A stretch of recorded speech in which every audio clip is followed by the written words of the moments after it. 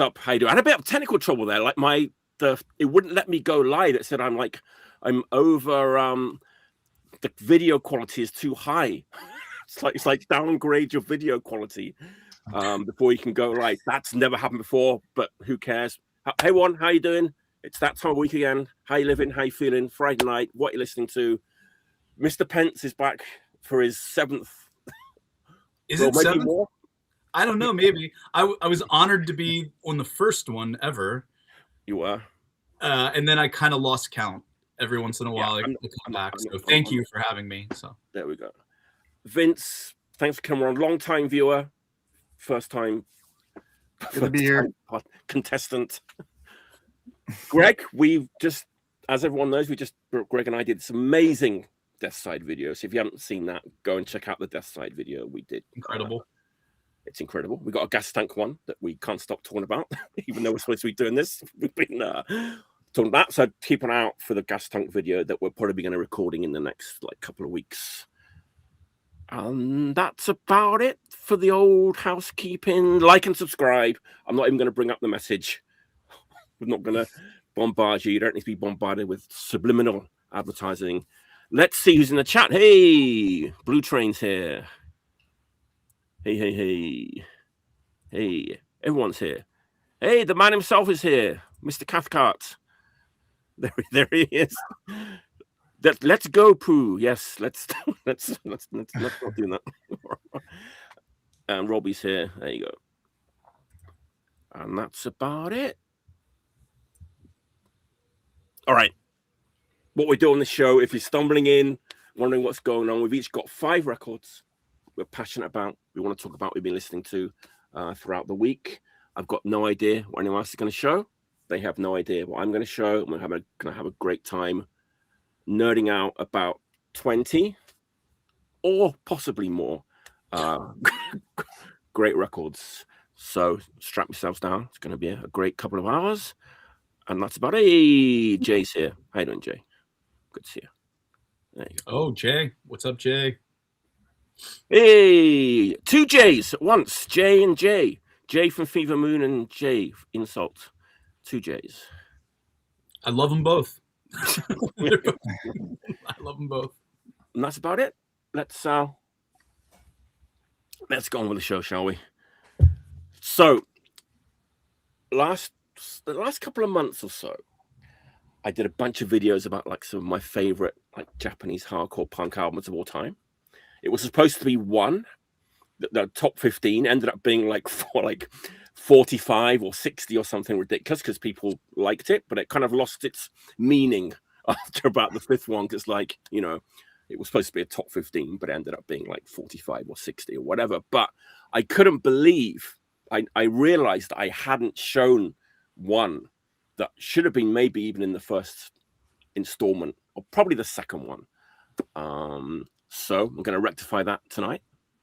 I'm kind of ashamed I didn't show this one in the other videos.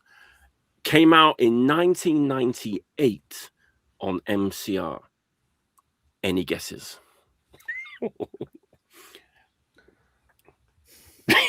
No, it's the answer. No, it's the answer. Okay, let's bring up the record.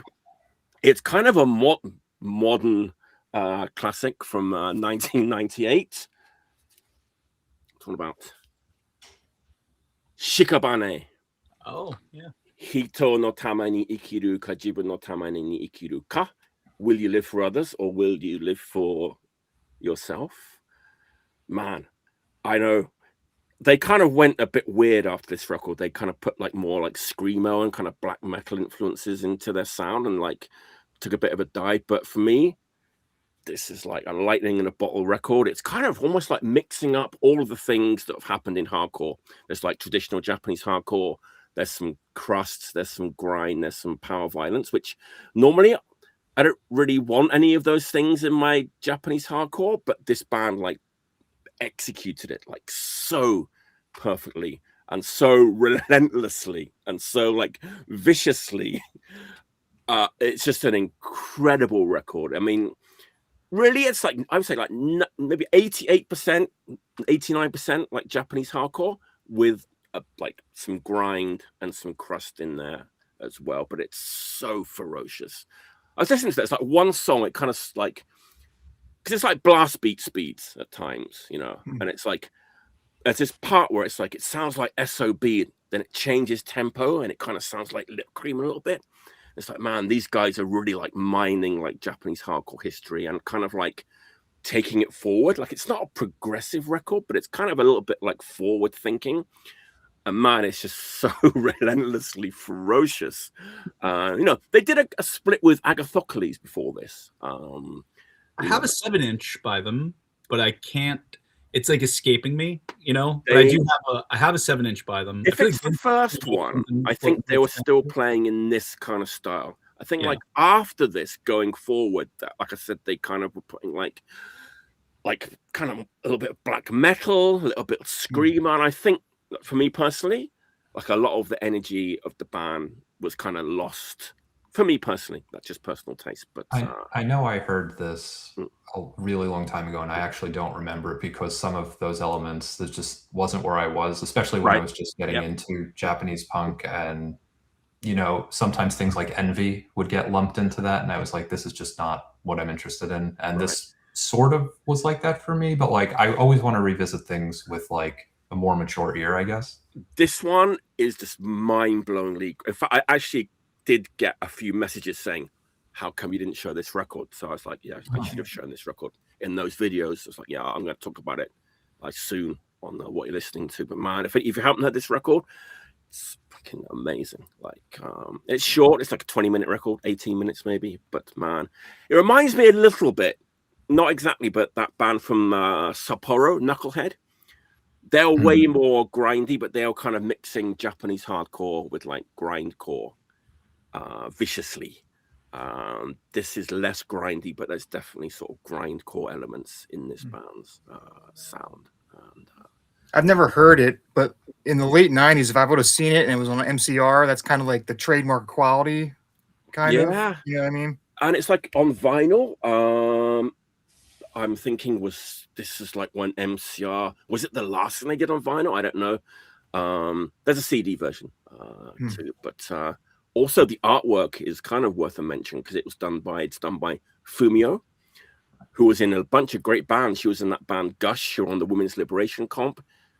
She was in that band Sync, all women's hardcore band, and she also did all the Paintbox albums. Sync has a split with Hell Nation? I do, yeah. Okay, yeah. I definitely want to talk more about Sync at another time. Okay. Cool. Yeah, that's kind of interesting. Like, you know, obviously. What member of Sync did the art for this? I think Fumio is either the guitarist or the vocalist. Okay. I can't remember, but yeah, it's funny looking up. She did all the Paintbox albums. She did like the Gesh Pence, Just Keep This Fighting cover. Kind of like nobody ever mentions Fumio when they're talking about the Japanese artists. She deserves to be sort of mentioned more, I think. That cover looks insane, and I've actually never seen it. It's never who put. You said MCR. So yeah. MCR stuff, of course, would trickle to the United States at different times. Plenty of it. I mean, it says right here, distributed in the USA by Sound Pollution. So Sound Pollution, yeah. I just never. That record just has never come through or whatever. I've never heard it, so I'm really surprised that it would be something that I would bet money that Vince would have. But you said that Yeah, that was not. Yeah, between the two of us, that's crazy. Yeah, that's. I didn't look into it to see if it's sort of out there in the used market. I'm kind of assuming that it is. It's not a rare record or anything, right? So I'm assuming it's out there. I'll have to try to find waiting to be bought. But I mean, I would assume there's a bunch of copies in the States still, you know, because of the sound pollution. I've never run across it, and I've, you know, kind of like traveled all around to like record shops and things, but I've never seen it used. So there you go. See, like I was saying, some people prefer the darker ones later, which, you know, that's totally. Yeah, that artwork is so crazy that even if I didn't see the band name or know immediately what it was, I would certainly have picked that up and like tried to investigate a little bit. The art's crazy on that thing. Yeah. Forgotten classic from 1998. But there you go. That's my first pick. Shikabane. Do you live for others or will you live for yourself? That's the name of the album. Wasn't that kind of a deep question to ask of you? But it's like amazing. Greg, it's funny that you mentioned Envy not being your thing. Also, not my thing. But they did in a U.S. tour. I don't know if you were. If I know, I don't think it's really your thing either, Vince. But did you see them when they played in Baltimore? When Envy played here, they played a show in Baltimore that I was attending. Do you know what year? What reason I was there for? And I was really blown away by their live situation. Like recognizing that it's not particularly my style of hardcore or emotive hardcore or whatever. But I mean, I remember just watching like these people losing their minds to Envy, who are also going off really hard. And I was just like, damn, like maybe I should reevaluate this at some point. But that was like 20 years ago or something. And I never asked when that was. The live show can change everything, though. That's a whole like equalizer. Yeah. They were wild. I remember, also in the same time frame, right, when like At the Drive-In was just starting or whatever, when their first record came out, and they opened up for Leatherface on like a US tour. And I remember being like, or like in Pennsylvania, I saw it was like in PA, it was like At the Drive-In and Leatherface. And I was just like, fuck, I can't believe I'm gonna have to sit through goddamn At the Drive-In to finally see Leatherface, right? I'm like bitter about it. And I already had heard the At the Drive-In records and just been like, yeah, this is not for me. It's not my thing. And I watched them and they were like so completely insane live at that time frame that I was just like, damn, like maybe I should go home and like, just listen to this record one more time and like reevaluate it just from the crazy show. And I went home and I did listen to it again and I was like, nope, still sucks. But, A for effort in like live show. Yeah, that's never really been a corner that's interested me. But again, a great live show can be a good time, even if you're not really into it otherwise. Yeah. It was good. Those were both cool shows. So anyway. That happened with me. With Orchid, I saw them. I think that they opened for like Born Dead Icons or something. That was like the Chaos Is Me tour, and again, they were great live and like blew the roof off of whatever venue it was. So I bought the record and brought it home, and I was like, I guess it really was that live element that made it, huh? Yeah, I don't fuck with Orchid either, but my first band, we played with them here in Baltimore with it was Orchid, and it was like a litany of bands I don't fuck with. It was like Orchid, Jerome's Dream, Joshua Fit for Battle, and then us, and I was just like, but it was it was wild times. I mean, the show was cool, but yeah, just not stuff that was really all right, Tony, what's your we're going far off. Anyway, we got Shikabane to At the Drive-In pretty quickly. Yeah. How about things that are up my alley, which is relentless crust. This is the first time in all the times I've been on here. I've never brought a tape on, but this is a band from Baltimore called Scalar, and I'll try to get that there. They just released this demo, their 2026 EP. I'd seen them a couple of times before they released this, and just insane sounding, like just ultra dark crust, blackened crust. Is that a thing? I don't know. Very. If you look up that Shikabane record on Discogs, it says blackened crust as a descriptor. Okay. Yeah, this is like coming from the artwork. Maybe it's like pretty clear. This is coming from a anti-sect amoebics, this kind of like this particular what does he say? Litany of all my roommates' record collections. Got it. Yeah, just utterly destroying apocalyptic crust. That basically just sounds like the end of the world is happening. And since it is happening basically in real time, it's appropriate music. They have just the artwork is perfect for this record. They have an insane sound. It's just so heavy and tight and professional live that the first time I saw them, I was like, this is almost too professional. Oh, yeah. But I should say they never come anywhere near close to, I guess, what people would refer to as like stadium crust. Okay. Like it's not tragedy. It's not From Ashes Rise. You know, it's nothing like that. It's just dark and brooding and ultra heavy, proper crust. UK influenced.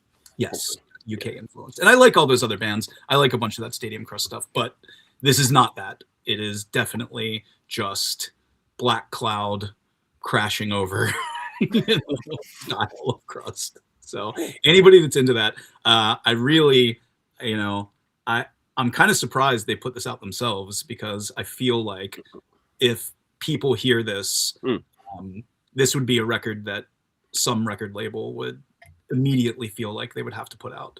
It's just crazy sounding. That's really cool. So anyway, that's my first pick, Scalar from Baltimore. So. Cool. Yeah, I've seen them because I'm from Baltimore, so I can say they're as good live as they are on the tape. So nice. Yeah. Wow. There you go. Can't say fairer than that. That's it's good to get some like local representation too, you know. Right. Yeah. That might be only the first or second local band I've ever brought out on here. So there you go. Law and Order one time, I think, was the only other one. So nice. All right, Vince, what's your maiden pick? All right, pick, your first pick of this. So before we started the show, we were talking, and I was saying I'm in the middle of like going through records and picking out things to get rid of. But in the process of doing that, I'm kind of like revisiting records that like I just love, because I come across them and I'm like, oh yeah. And this particular record hit me at a time when like I was right out of high school or whatever, and it's just kind of stuck with me, and I constantly revisit it. And it's this one, in Nth Degree. You might get some differing opinions from the top deck on this one. Me and Vince are gonna like shake hands like this or something. Like yeah. I mean, I love this record. I know this is a grind record, which I know is not everyone's cup of tea. I love it.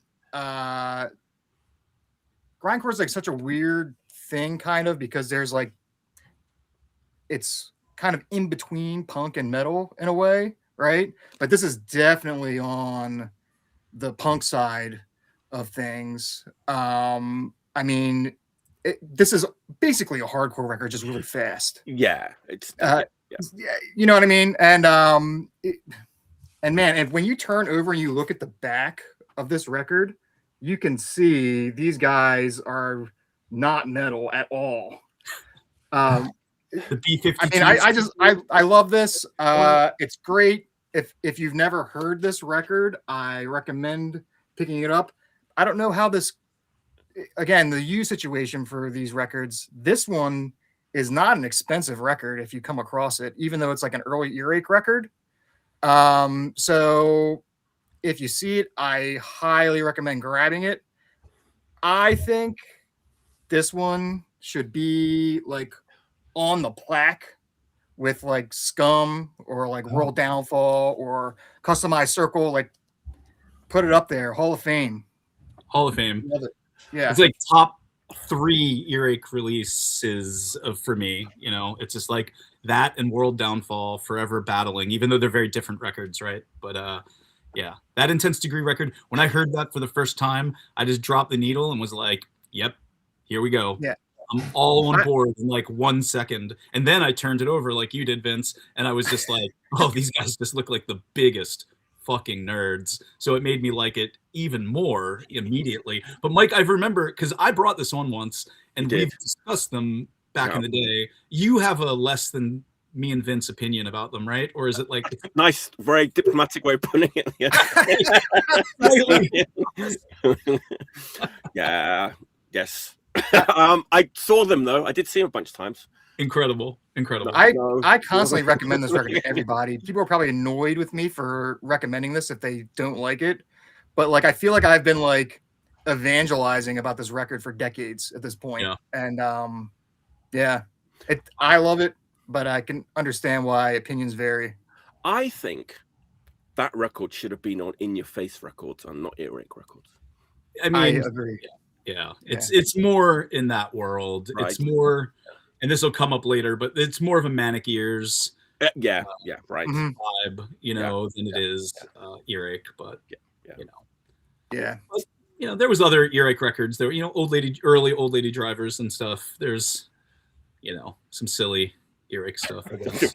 Well, Spastic Blur, also early Earache. I mean, I love that record too. Yeah. So yeah. Yeah, go ahead. I don't listen to much grind, or I guess maybe a little more when I was younger, but the fact that you would mention it with Scum has me interested. But you know, to me, I just lump them in with Heresy and Ripcord and it's a better recorded. For some reason, the Intense Degree record is recorded very well, so it is exactly like Heresy, or it's like if Heresy was just like everything was clearer, not overproduced, just produced and clearer, and you know, it's just blazing fast. Yeah, it's catchy. Like the songs, they're so fast, but like they took the time to make catchy parts, so it's not just grindcore, right? It's not just that. It's legitimately catchy record. And yeah, the Peel Sessions is great too. They did stuff after this. There's a 10-inch and a 7-inch that Sound Pollution did, and sadly, but sadly, those are like a pale shadow to that LP. It's like it's not even close, you know, unfortunately. But yeah, cool. Bringing back memories. They played a lot. I saw them with Bolt Thrower. I saw them. They were from up north somewhere in England, but they still managed to get down to Bristol and Bath quite a lot. That's a dream. That's a dream gig, man. Bolt Thrower, Intense Degree. Shit. Yeah. My head would just split open. I couldn't even handle it. All right, Greg, what's your first pick, my friend? So when I asked Mike how I should go about this, he was just saying it should be 5 albums that you're passionate about. And I thought about that, and I wanted to bring one of basically my all-time favorite band, Bad Brains, but a record that basically I never see anyone talk about, and it's not one of the later ones, but it is Bad Brains Live. This is such an absolute gem to me, and is my most listened to Bad Brains release by far. I kind of do a lot of different thought experiments in my mind, and like to just have conversations. And so I think everyone loves Bad Brains, or at least, you know, they're pretty generally liked.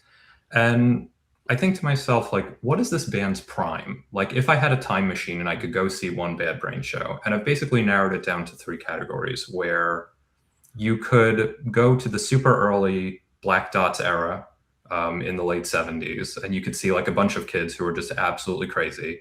You could see them like basically right as Rock for Light comes out. So they've got all of the classic material down. They're really getting tight as musicians. Or you could see what I consider this era, which is Eye Against Eye has come out, but Quickness hasn't come out yet. And so they're still playing the old material, but with the new material, and they are the tightest musicians basically in the history of punk rock. And they're doing punk, but of course they've now started to incorporate, like, you know, just whatever you want to call Eye Against Eye, because it's kind of like genre defining in a way.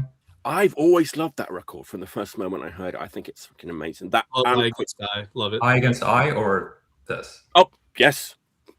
Both of them, yeah. Oh, yeah. I love this album cover too. I just love everything about this design. To me, is very elegant and perfect. And I'm also just kind of like a live album connoisseur in general. I used to, you know, really go out of my way to find really good ones. And then I find sometimes I like the live version more, and it's hard to go back to the studio version. But this to me is just like a really good example of every member of this band, like sort of at their tightest. The Youth Are Getting Restless, that live album gets a lot of credit. I think it has a better set list. Isn't that the one that we talked about, Tony? When we did our... So, I mean, not to interrupt, I'll just briefly say that me and Mike did a video where we talked about our favorite punk live albums. And my number 1 punk live album is The Youth Are Getting Restless.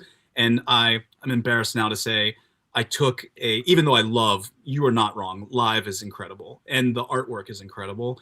I took a little extra time to shit on live in comparison to Youth Are Getting Restless, just because like I love Youth Are Getting Restless, and I, made some like points about like just recording and like energy of band. I mean, it's the same tour. It's like same tour. The set list is like practically the exact same. It might be the exact same. The Youth Are Getting Restless has a better set list than this. Okay. It has more songs and more diversity. What's the one with Day Tripper? The Day Tripper jam on it. Is that Youth Are Getting Restless has Day Tripper? Yeah. But I mean, I would say we're literally, for the sake of that other video, I was going a little extra hard. We're literally splitting hairs. This is like, I absolutely agree that this is the greatest time frame. It's like 1989. So it's this is 87. So maybe came out in 88. Youth Are Getting Restless is also 87, but didn't come out until 90. Right. Okay, that's why I was yeah. But that is the best time frame, and so the differences between live and Youth Are Getting Restless are minimal and just like Train Spotting type stuff. You know what I mean? That record is incredible for sure. Oh yeah, I prefer the performances on this, and it's very close. And I kind of have like an interesting anecdote about Youth Are Getting Restless, but there was a couple of things I just wanted to say about this. And I sort of think this album has the best performances or recordings of certain songs of theirs that I've ever heard. And the opening track, to me shows HR's. To me, it's the best he's ever sounded in any of his tracks. He is doing like 15 different voices and accents throughout the whole thing. It's the opening track, so I feel like he had a lot of energy and a lot of, before it started to perhaps get a little tiring. And same with The Regulator and Right Brigade. There are a couple of songs on this that are just, everyone couldn't sound better. And to me, I do prefer the production on this, but I want to tell you something interesting about the Youth Are Getting Restless that I don't remember how I met this person and don't remember anything about him, but I met someone from the Netherlands who was at that Youth Are Getting Restless show at the Paradiso. Van Hal, right, in Amsterdam, right? I'm not sure where. I know it's called the Paradiso. Paradiso, yeah. Oh, yeah. And he said he worked this show and had the soundboard recording for it that the band ultimately did not want to pay for, and he sent it to me. And it has the entire show plus tracks that didn't make the album. And I will happily send it your way. It's interesting. There are tracks that they do, like there's like tuning and then they go into the intro from I Against I, but then they trick you because they play I instead of I Against I, and they have unreleased reggae covers on it. It's phenomenal, and the sound is a lot better than what made the album, because again, that was like, I think the venue wanted to sell it to them. I don't know, but I've always been really interested in both of these records, and this one to me, it's those two performances, particularly I and Regulator, that take it over the edge. But this album art to me is like, just says everything I want about Bad Brains in a way. So it's like almost become visually iconic. Yeah, I saw them on that tour in England. Oh, I'm so jealous. But my memory is playing tricks on me. I might have seen them twice on that tour, or once, and then again when they came back a year later or so. I don't remember, but I definitely saw them at the London Astoria. It's a gig where there's video of it on YouTube. Like, they didn't play an encore, and people were going crazy, and the bouncers at the London Astoria were like beating people up and stuff, and like it got kind of nasty. And I saw them in Bristol too, but I don't know if the Bristol gig was the same tour or if it was a year later. You're thinking this was 87-ish though? Yeah, it was 87, but they might have come back again though, like a year later. I can't remember, or it could have been the same tour. I can't remember, but the Bristol one was fucked up too, because Bristol is a big smoking town, and HR had been hanging out with a bunch of like Rastafarians all day, and he wasn't really in good condition to do a set, so like, he wouldn't come on the stage. They played 3 or 4 reggae songs to start, and the crowd was going nuts because Bristol's a punk town, and everyone was like, what the hell's going on here? Eventually he came out. Well, he was already out there, but eventually they went straight into like Pay to Come, or like a super fast hardcore band. Super short set, and then like HR just walked off. Again, there was like no encore, and people were getting pissed off. So the band came back without him and played a couple of songs, but I can't remember if that was the same tour or two different tours or not. But the one at the Astoria was definitely that tour. Yeah. I feel like this is the band where, like, again, I'm thinking about the different eras. Like, their live shows were so different and diverse, where you really didn't know what you were going to get or what could happen. And that's why, to me, this band, maybe more than any in my life, I think Husker Du would be like a small asterisk, deserves as many live albums as possible. Just, I would love if there were 5 more Bad Brains live albums from like every single one of their eras, because it's so interesting and diverse, and you hear like the best musicians giving it their all every time. Nice. Yeah, incredible record. Yeah, absolutely. Yeah. Absolutely. All right. FOAD. I'm going to talk about them again today, and sometimes I've been very complimentary about them. Other times, not so much. This one is a Japanese hardcore one that they did, and it really feels like it's from a different era of FOAD. I kind of like this era of FOAD. I wasn't buying their releases in real time at this point, but I think this one I'm going to show is like a perfect example of how their stuff like should be, and not what it's kind of become in many cases, which is unnecessarily bonus material and all that. This deluxe editions, this, that, and the other, and also the music. The puffy jackets. The puffy jackets. The puffy jackets. And also the music on this one, I'm going to say, is one of the most overlooked and underrated of pretty much any of the Japanese like archival releases that FOAD has done. It's mind-blowing. And the booklet is also mind-blowing. Everything about it is absolutely killer. I'm talking about Battle Attacker and Silly Notice. Man, I know Battle Attacker because they were on the Yokosuka City Hardcore Flexi, which I kind of helped distribute in the UK. So it's a couple of their demos and some compilation tracks. First of all, just look at it.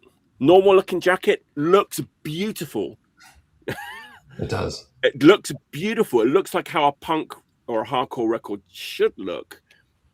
No live bonus discs or anything like that. It's just their demos and their compilation tracks.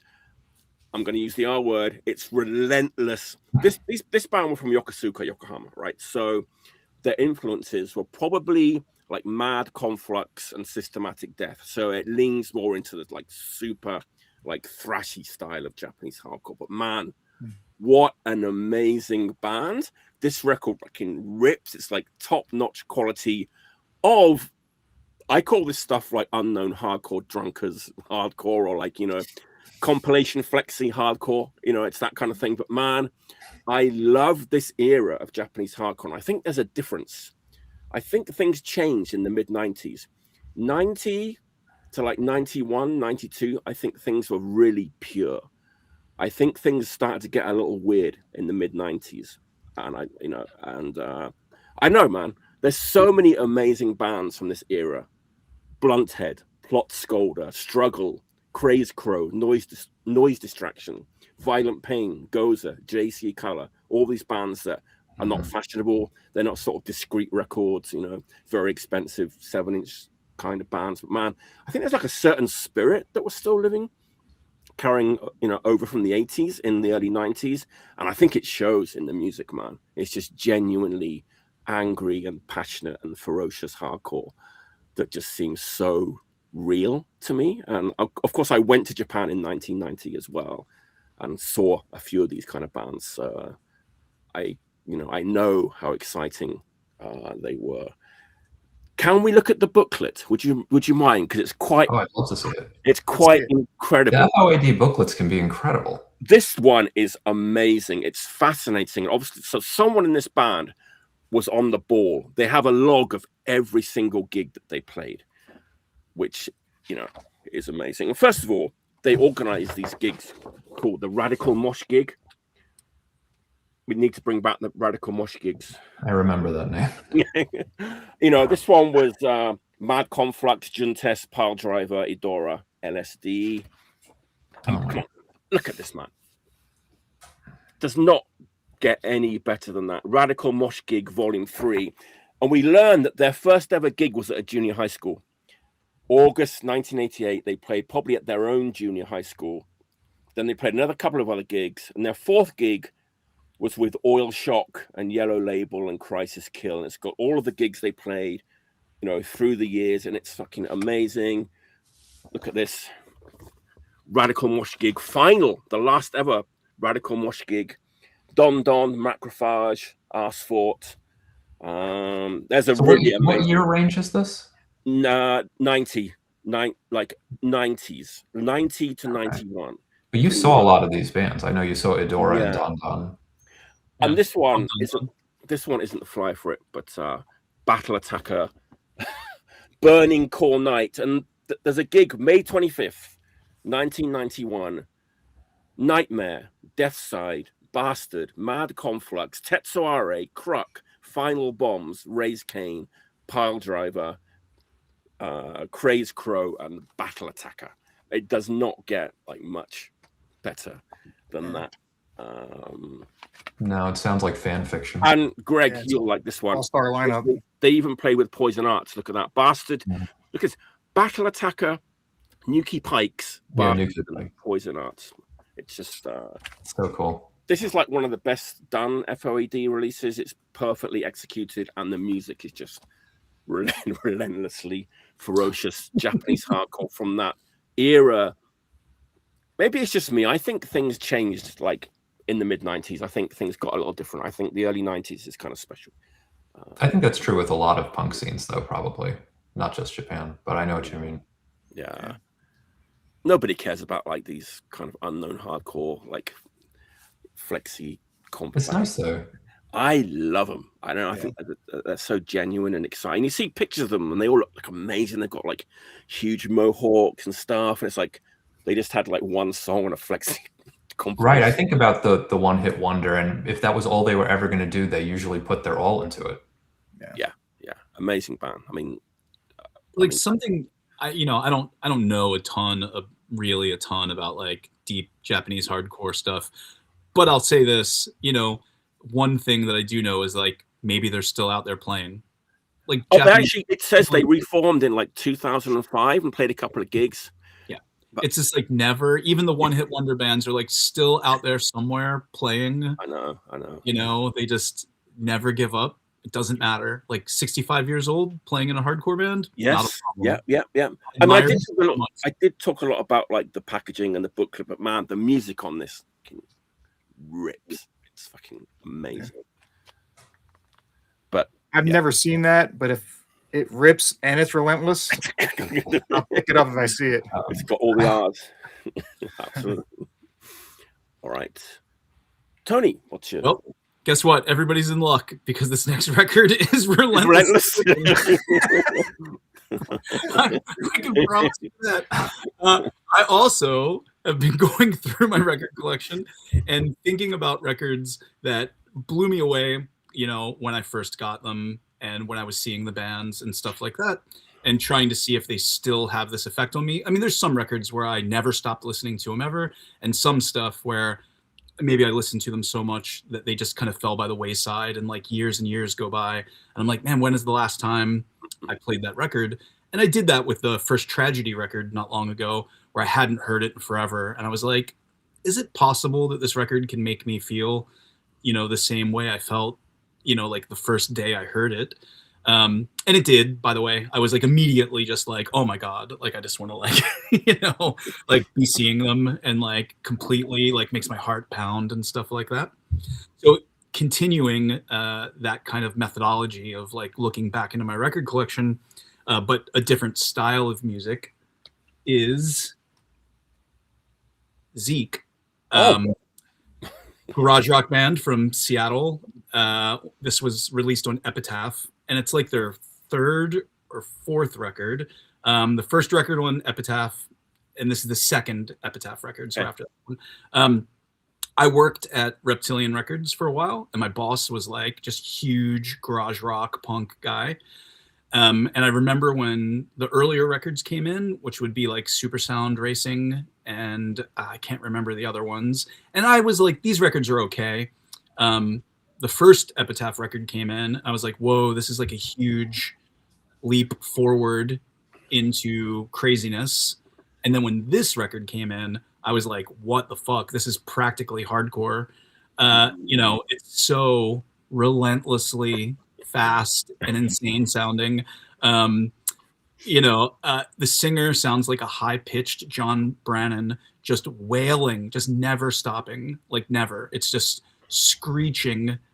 The music is just like insanely fast. From the first track, Let's Get Drugs, directly into Rip and Destroy is just insane. It just sounds like they were listening to US hardcore more than the Dwarves, but I don't know. This record sounds like high-pitched John Brannon screeching over Motorhead, covering Blood, Guts, and Pussy, kind of. Nice. I had a bit of that in mind. It's like there's some Motorhead like rock and roll rock in there, and like played like a very high velocity. But that's the thing, so fast, like almost. I remember I saw the New Bomb Turks sometime in the 90s, and watching them play, I was like, this is hardcore. Like that, you know, I know they're known as a garage rock band effectively, but they were playing at such insane speeds at that time that I was like, there's no difference between this. As a matter of fact, this is better than some hardcore I had actually seen, you know, in the same time. And what year did you say this is from? This record came out in 90. Hold on a second. I'm sorry. I actually don't know. I should have 99. This record. Okay. So, but it is just punishing fast. It's when I listen to Let's Get Drugs as a lifelong straight edge kid, it makes me want to get drugs. It makes me want to do drugs. This record sounds like drugs. It just sounds like tons of cocaine just being shoved into somebody's face. And, you know, it's just an outrageous record. And those guys, many of the bands that would play in Baltimore would come to Reptilian when I worked there because they were friendly with Chris. And I'm like a scared straight edge kid just hanging out behind the counter. So I wasn't like talking to them or anything. But the Super Suckers and the Dwarves would come into the store, you know, and I always felt like, even from the background, when I was like watching them talk or shop or like talk to my boss, I would be like, these guys all seem way nicer than I was led to believe, you know, especially like the Dwarves. You're just like, they just seem like maybe the other stuff is an act and they're just really nice guys. And the Super Suckers were like that too. Not Zeke. Zeke came in with like a black heroin cloud over their heads and just looked like they hated every single second of every single day. And that was why they made that music, you know, just like the real shit, like not friendly, not happy, just get us drugs and then we're going to play our show and get the fuck out of your shitty ass town was like the impression that I got. And you know, that, I mean, there it is, right? It's the real thing. And that's one of the reasons I think that record is like, I love Zeke. I have a little list of 3 bands that signed to Epitaph and remained amazing. Zeke is one of them. Yeah. New Bomb Turks and the Humpers. I think all 3 of those bands jumped to Epitaph and did well out of it. Which is funny because I forgot all about the Epitaph thing. And I didn't pick that because of it, but you know, you're the theme. The guy from Epitaph trying to talk to you or something a couple of weeks ago. Oh God, I forgot about that. Yes, I've forgot about it already. I don't even think of this record as being an Epitaph record because it just does not sound, even amongst the rock and roll records, you know, that Epitaph did those records, a handful of them in the same time frame. Even amongst those, the Zeke record, the 2 Zeke records that they did stand out. Like, I don't think anyone at Epitaph was courageous enough to try to polish them up a little bit more. Like, I'm not going to tell those guys. It just got faster and faster. You know, it's just like so crazy sounding. So it's just one of those bands. One of the reasons also I picked it is because I think it could easily be written up like people could just go, oh, it just sounds like the Humpers, or it sounds like this, It's that, or way so insane. faster and more Motorhead than the Humpers. Oh yeah, the lyrics are insane. Yeah, the lyrics. I mean, let's get drugs, right? But like, that's also the beauty. You know, what else needs to be said except let's get drugs? You know, that's all it is. That says it all, right? It really does.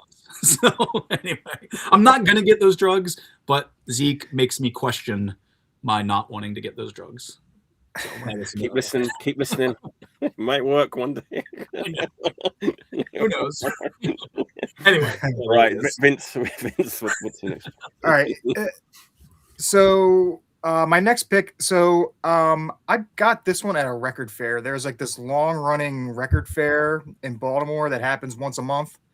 It's been going on forever, and everyone thinks you can go to a record fair and get good deals, but in my experience, they are usually overpriced because they're selling records to people that just want to check out records, and everything gets marked up basically. But usually there's at least one table there that has like a $5 bin of records. And so I went, and you always never want to leave like empty handed. So I came across this record, and I looked at the cover, and it looks like Bad Wave. But then if you turn it around, the bass player is wearing a leather jacket, and that's what made me buy this record for $5. And then I brought it home, and because of the cover, I just put it on a stack by my record player, and it sat there, and it kept getting like shuffled to the bottom over and over again, and for like a month or more. And then like eventually I was like, all right, let me throw this thing on. This is not Bad Wave. It is like perfectly crafted power pop from Washington, D.C. in 1983. I've never heard of this. I don't know anyone that's ever heard of this. They have a terrible name because if you try to search for the intentions, you can't find anything about it because it's just a generic name. But this is really, really, really good if you're into that stuff. I'm not really into power pop. This is not my usual thing, but this like hit me so hard because I was expecting it to be something that it wasn't. And there's like kind of two types of power pop, right? There's the Nerves style power pop, like Paul Collins style, and then there's like the Raspberries, and this is definitely on like the Nerves side, more like punchy and catchy and faster, and like there's like a little bit of Ramones in here, like a little bit, you know what I mean? And like this is a great record. I've never heard of these guys. Just because of my proximity to Washington, D.C., I would have thought I would have seen this somewhere, but this is the only time I've ever seen this record. I've never heard anyone mention them. Don't know anything about it. I think 83 is maybe like a little bit late for this kind of style of music.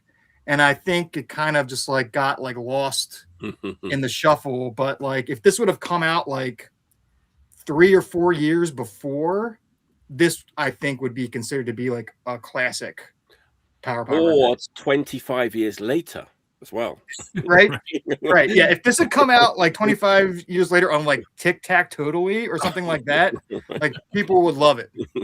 But like, I don't know. I think this is just like one of those ones that like it just slipped through and nobody knows about it. But if you see it, I recommend it. It looks cool. I definitely would have made the same decision as you. $5 bin.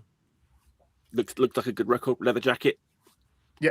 Count me in. I've never seen it come through the store. So that's another 2 records here that I've never seen ever come through the store, which is wild.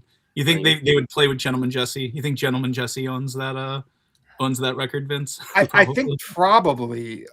It's, and you know what's weird is that like production on this style of music in this era is like either like major label, like super icy sounding, or it's just like really muddy and like recorded like at like a just like a studio where they do like radio jingles or whatever, you know what I mean? And this is like recorded really well. Like someone knew what they were doing when they made this record. And that's like surprising. So you totally sold me on this one. Yes, yeah. me too. Yeah, but check it out. If you run across this one, I recommend just grabbing it. You know, there are a lot of minefields in music, and power pop is one of the biggest like minefields, right? It's so tempting to pick stuff up when you see it for cheap, right, in the bins and stuff. So it's good to hear that that's like a good one. Yeah. All right, Greg. All right, so this is one of my all-time favorite records. This is Peggio Punks. Oh, cool. Yeah. Okay. They're mainly one album, I guess I would call it, Cattivi Maestri, which means bad teachers. This is 1990 on TVOR, and a little bit of backstory about them. So this band started out as truly, we've said the word, but this is relentless, like to the highest degree. I mean, their debut EP just kind of sounds like it's on fast forward, like legitimately, like almost, I'm saying this affectionately, but almost kind of sounds like Alvin and the Chipmunks so fast. Like it's crazy sped up. I don't think it's sped up, but it really sounds that way. Just totally crazy hardcore. But this band every musician is exceptional, which is something I always really look for, that really stands out to me. And as they went on, though, they kind of like lost the punks and became a little bit more Peggio. And just to be clear, this does have the punks underneath it. I think you can see that a little more clearly, but just barely. And their last release after this is simply Peggio. Okay. There is no punks. They lost that part of the moniker and it's just over. So this is like, they're like testing out, and it's interesting. So this is still just straight up hardcore punk, but it is so technical.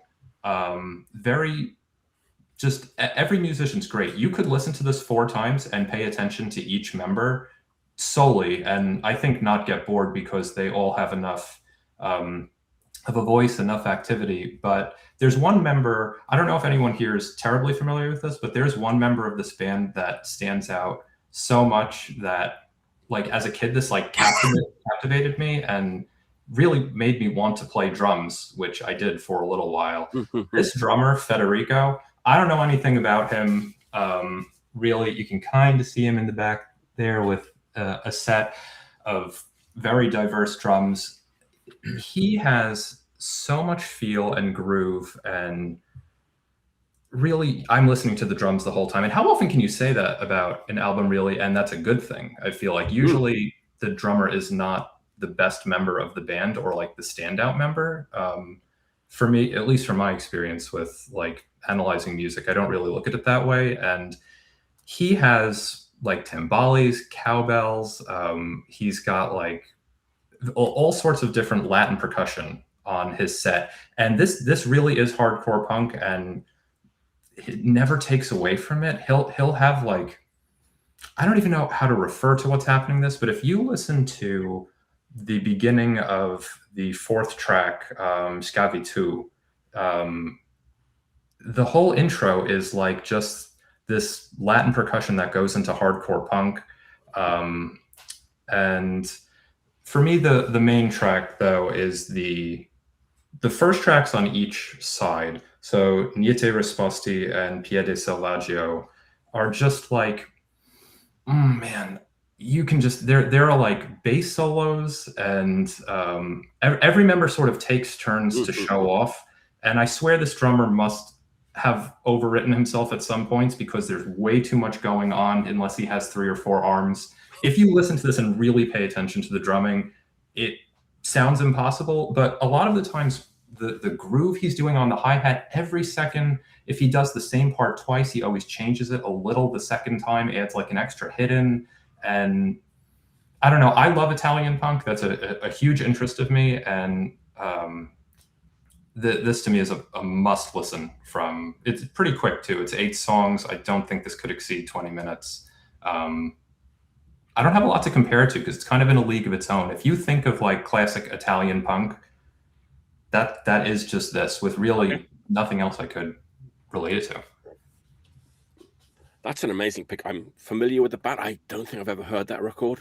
Is that like 86, 87 maybe? This one's from 90, but they started in 82, and every release kind of like is leading to the technical proficiency of this before they just lost the punks thing completely. But this is the one for me, but they're all great. I really love this band and consider them one of my top 10 favorite bands. That's amazing, because by like 1990, the sort of furious years of Italian hardcore is kind of considered to be sort of over, right? And Negazione are kind of signed to a major and are kind of playing rock. Yeah, rock. This isn't furious. Yeah, but it's close. Okay. And their early stuff though really is, and they so two of the songs on here are re-recorded from earlier releases and sort of made a little bit more. I don't know. The production on this is really good, so that sort of takes away from the fury of it. Because when you think of like the old Italian hardcore, like Blue Vomit or something, and it's like, oh, it sounds like it was, you know, recorded on a tape deck that was thrown in the middle of the room sometimes, which adds to it. But this is as well produced as it could have been. Nice. That's a great pick, man. Peggio Punks. I've never listened to that one. I had a 7-inch, I think it was, where it like looks much more like stereotypically hardcore. But that is intriguing to me. Yeah, me too. Yeah. I'm gonna have to find that. Never heard it either. Me neither. Yeah. The Nurse. We know the Nurse. First wave Japanese hardcore band. All women, although they did change the lineup at the end and got a couple of guys in. I forget who it was actually. Wasn't it one guy from Lip Cream or something? But not really here to talk about the Nurse. Everyone knows the Nurse if you're into Japanese hardcore, but maybe what people may or may not know is the bass player, Satoe Nanaki, had a solo career. This is the bassist of the Nurse. She had a solo career as a singer. I'm so excited. She had a solo career as a singer, put out 2 albums, of course, on my favorite label, Captain Records. I've talked about Captain Records so much. I suppose for people, you know, Kill Ugly Pop by Lip Cream would be the most famous Captain Records release and some of the Willard stuff, but they're kind of more famous for sort of putting out very commercial, poppy sounding, like bubble era Japan punk. So let's look at it. This is the first record she put out. It's a 12-inch. The title is in German. Here we have it. I do not know anything about the backstory, about how Captain Records decided to market the bass player of the Nurse as a solo artist vocalist. Don't know. If anyone knows in the comments, let me know. Das Rote Buppenhaus. That was quite a good German accent, but it should be Puppenhaus. I looked it up. It's kind of spelt wrong. It's the red dollhouse or something in English. And I don't know why. I was thinking, why is the title in German? This is like an avant-garde like pop record. And some of the songs have a little bit of like that like traditional like German. Mike, you don't know how much I love this album, and I'm just sitting here like ready to explode. Okay. Nobody will know anything about this records, but I'm just going to sort of try and relentlessly try. I was so sad. I was so sad when you had mentioned you'd done Quest Object Project without me, and this makes up for it. Okay, nice. Okay. This is a huge one for me. Oh, really? Wow. That was not expected. We didn't plan this, honestly. But yeah, it's beautiful. It's like avant-garde, like pop record from when Japan had a lot of money. Well, there's like polka like beats in it. There's like 100 musicians on this. Do you know how I would describe this? This is like if World Inferno Friendship Society was Japanese 25 years before they started. Is that reasonable? Wow, what a description! I was not coming at it from that angle, but amazing. To me, it sounds more. It's a slightly more commercial take on a woman I talked about last week on the show, Jun. I can't forget her name. That's crazy. Yeah, it's like Akiko Wana Jun Togawa, who is a really out there. Like, it sounds like a slightly more commercial version of like some of the stuff that Togawa Jun did. I mean, it's not a commercial record. It's kind of weird. It's a kind of experimental. It's avant-garde pop music. Like I said, Greg said there's like so many musicians on this record, and I kind of looked up a few of them because there's some nice kind of punk pedigree on this record. You got Tetsuya Nakamura, who played drums in the Stalin, and Automod. Tony, grab the poster. The Automod poster. Like the drummer played in Automod, gothic Japanese gothic punk band. Automod poster over there. Yeah. Shintaro Sugiyama from Hijo Kaidan and Daisuke Prostitute played on this record too. And the guitar player is Yoko Suzuki from Zelda. And Zelda is, it's a kind of one of the best, like, all-women Japanese bands from this era. But great record. I like the other record too. I think this one is a little bit better, a little bit more avant-garde. Yeah, avant-garde pop music from Japan in was it 86? Yeah, 1986. This came out. So I would love to know the backstory of how this came to be, because I also have no idea, and it's just preposterous. Yeah, right. It's kind of weird. And then there's some other stuff after where they really were trying to market her as like some kind of like pop star. I think didn't she join like another project like after this? There's like some CD only stuff, but I mean, these aren't like bargain bin records, but they're not super expensive either. But I know, man, it's just a great record. I know. Greg, is that what the anything else to add to that? Because I wasn't expecting anyone else here. I think it's just at least the first few tracks, it's like a must listen, because there's really I'm attracted to music that's hard to describe, that's sort of like it's hard to pinpoint the genre, and then I can rack my brain how to try and describe it. But this is one of those. Yeah. Absolutely, yeah. Kind of reminded me just a little bit of the early Akiko Yano avant-garde pop, but that's like, a decade or so before. But yeah, not really anyone you can kind of compare this record to, really. Yeah, there you go. Satoe Nanaki, former bass player of The Nurse, her solo career. Was that concurrent though? No, after. Not concurrent with The Not Nurse. concurrent. No, after. Yeah. Very interesting record. Yeah, that's cool. I have to add that to the want list. It's easy to get in Japan, I know, but it's like a 3,000, 4,000 yen record. But, all right, Tony. Well, I have a very short one because I did a pick, and I actually was aware that maybe something that me and Vince would pick would overlap slightly. Since we have very similar taste in hardcore for sure. So initially I had picked the North Attack comp with Intense Degree, Ripcord, Heresy, some other bands, Doctor and the Crippens, a favorite of mine, and Jail Cell Recipes, who I also love and maybe brought one of their records on before. I can't remember. But there was so much talking about this particular scene earlier with I felt like it might be a little overkill. So yes, this was in my mind, but I'm going to switch real fast and just say I just want to talk a quick second about Record Store Day, because most people in our world, I have a record store, right? So I have a different relationship to it. Even the junk and like the kind of overpriced plastic crap that is churned out for Record Store Day has some, goodwill for my store because it brings customers in or whatever.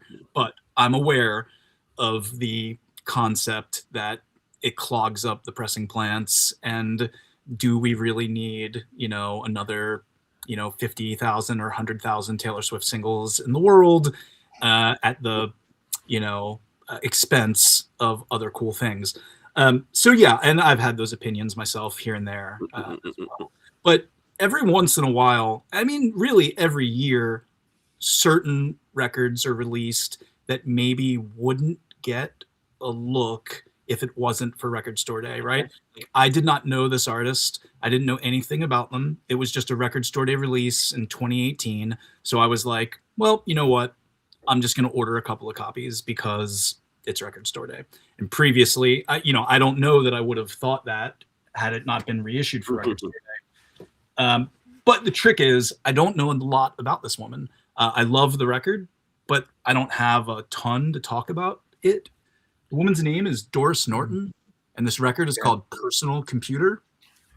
She's an Italian electronic musician that it's a little hard to see here, but she has these IBM computers that she's utilizing with these keyboards here. And that is like an aspect of my music interest that I'm always trying to like go deeper with is electronic music and 80s electro and this type of stuff. So it was a record and an artist that I'd never heard of. She has a bunch of records, and these early ones from the early 80s, each one just looks cooler than the other. Just lots of like synthesizers and bleeps and bloops, and it's not fully dancey, but like there's a little bit of like electro dance happening, and then some ambient stuff and like some synthesizers and lots of computer noises. I'm really into that type of thing when not listening to relentless hardcore. I really like electronic. Is it sort of song based though? It's not like just bleeps and bloops, right? It's song based. It's like there are songs. It's not just bleeps and bloops. Okay. But it is bleeps and bloops forming kind of early 80s computer electro type songs, But yeah, she was actually sponsored by both Apple and IBM. I was going to say, I noticed the Apple out on the... And if you're just like, oh yeah, Apple Records, but it's like, no, actual Apple computer, as opposed to, whatever. But yeah. I'm curious to see the back of it. Yeah, the back of it is, if we can see here, I'll try to get the glare off of it a little bit. Tony, I don't know if you know, is it that one or is it the one after that? It's called like Doris Norton Computers for Peace or whatever. There's Doris Norton Computers for Peace, which is it was released the same year on Record Store Day. I just chose this one because the cover is, well, I don't know. The other cover is her in another crazy computer setup, except she's wearing like these insane long black leather gloves. So honestly, both covers are really cool for the, like, she looks cool. And then you got these like crazy old gear like surrounding her, making this kind of stuff. I don't know if it's that one that you hold in your hand or the other one, but one of those two is the first like record to be recorded entirely on a computer. Oh shit! I wonder which one of those that is. Yeah, I don't know which one it is, but it's one of them. And yeah, I think that's like that's like her claim to fame, kind of in like the wider world of like music, is that she was the first person to like record it like completely digital. She was in like an Italian prog rock band in the 70s. I do remember that. Yeah. Yeah, I can't remember the name, but yeah. Now I'm even more interested. Yeah. I mean, it just really, everybody's mileage is going to differ dependent upon how much like retroactive, like obsolete computer electronic music you're interested in. I really love that, like broken sounding drum machines, like weird computers and shit like that, like Kraftwerk style. I love all that. And it doesn't even need to be, I mean, this is like purely electronic, electro, dancier, beat driven stuff. But even I don't know if I ever brought them on, but Metal Urbane, I like love the crazy broken drum machine that they use for their their version of punk and stuff like that. So I'm really into those kinds of instruments, and whenever they can be utilized, I think it's great. So that's a fascinating pick. I can't wait to check. Yeah, I don't think I ever would have heard of it and again, I'm just like, sucking the teat of Record Store Day a little bit here, and saying that like even when a deluge of like garbage is like vomited out into the world, each year there's like something cool like this that kind of like slips through, and I'm like, damn, I would just not. This might not have gotten any shelf time in my store had it not been a Record Store Day release. So, yeah. So there it is, Doris Norton. Beautiful. That's super cool. It's nice to find something in kind of like that unexpected way, Yeah. And I guess Record Store Day is doing its job, making it available. Yeah. I mean, it wasn't Record Store Day themselves. I mean, somebody... Yeah. 2018 was like a little bit of a different time for Record Store Day. I think more stuff like that was able to be official Record Store Day releases pre-COVID, and stuff like that. And once Record Store Day blew up a little harder, it's a little tougher, and you do see a little more of the kind of like, what you would typically associate with Record Store Day versus these types of things. But, still every year there's like some cool jazz and reggae records that slip through that are like really, really interesting. So, it happens. All right, Vince, what's your next pick? All right, so my next pick is this record, No Blues, which, I mean, I like this record. Again, this is not something that I'm like normally into. This is a compilation of basically everything they ever did, which is 2 7-inches and a demo. I think why I bought this record is it looks like a bootleg. Like all it is like a white folded piece of cardstock with like a track list on it, and that's it. There's like nothing else. But it was released by Schizophrenic. So, like an actual record label put this out. I don't know why. I don't know if this is intentional to look like a bootleg, but as a big fan of bootlegs, I bought it. But the record's called A Collection of Love Songs, and it is exactly what it says on the cover of the record. It is a bunch of punk songs about basically unrequited love, I guess, in a very like it's not quite teenagery, but it's like getting there, I guess. It's very, very, very catchy, but it's buried under like a ton of hiss and noise.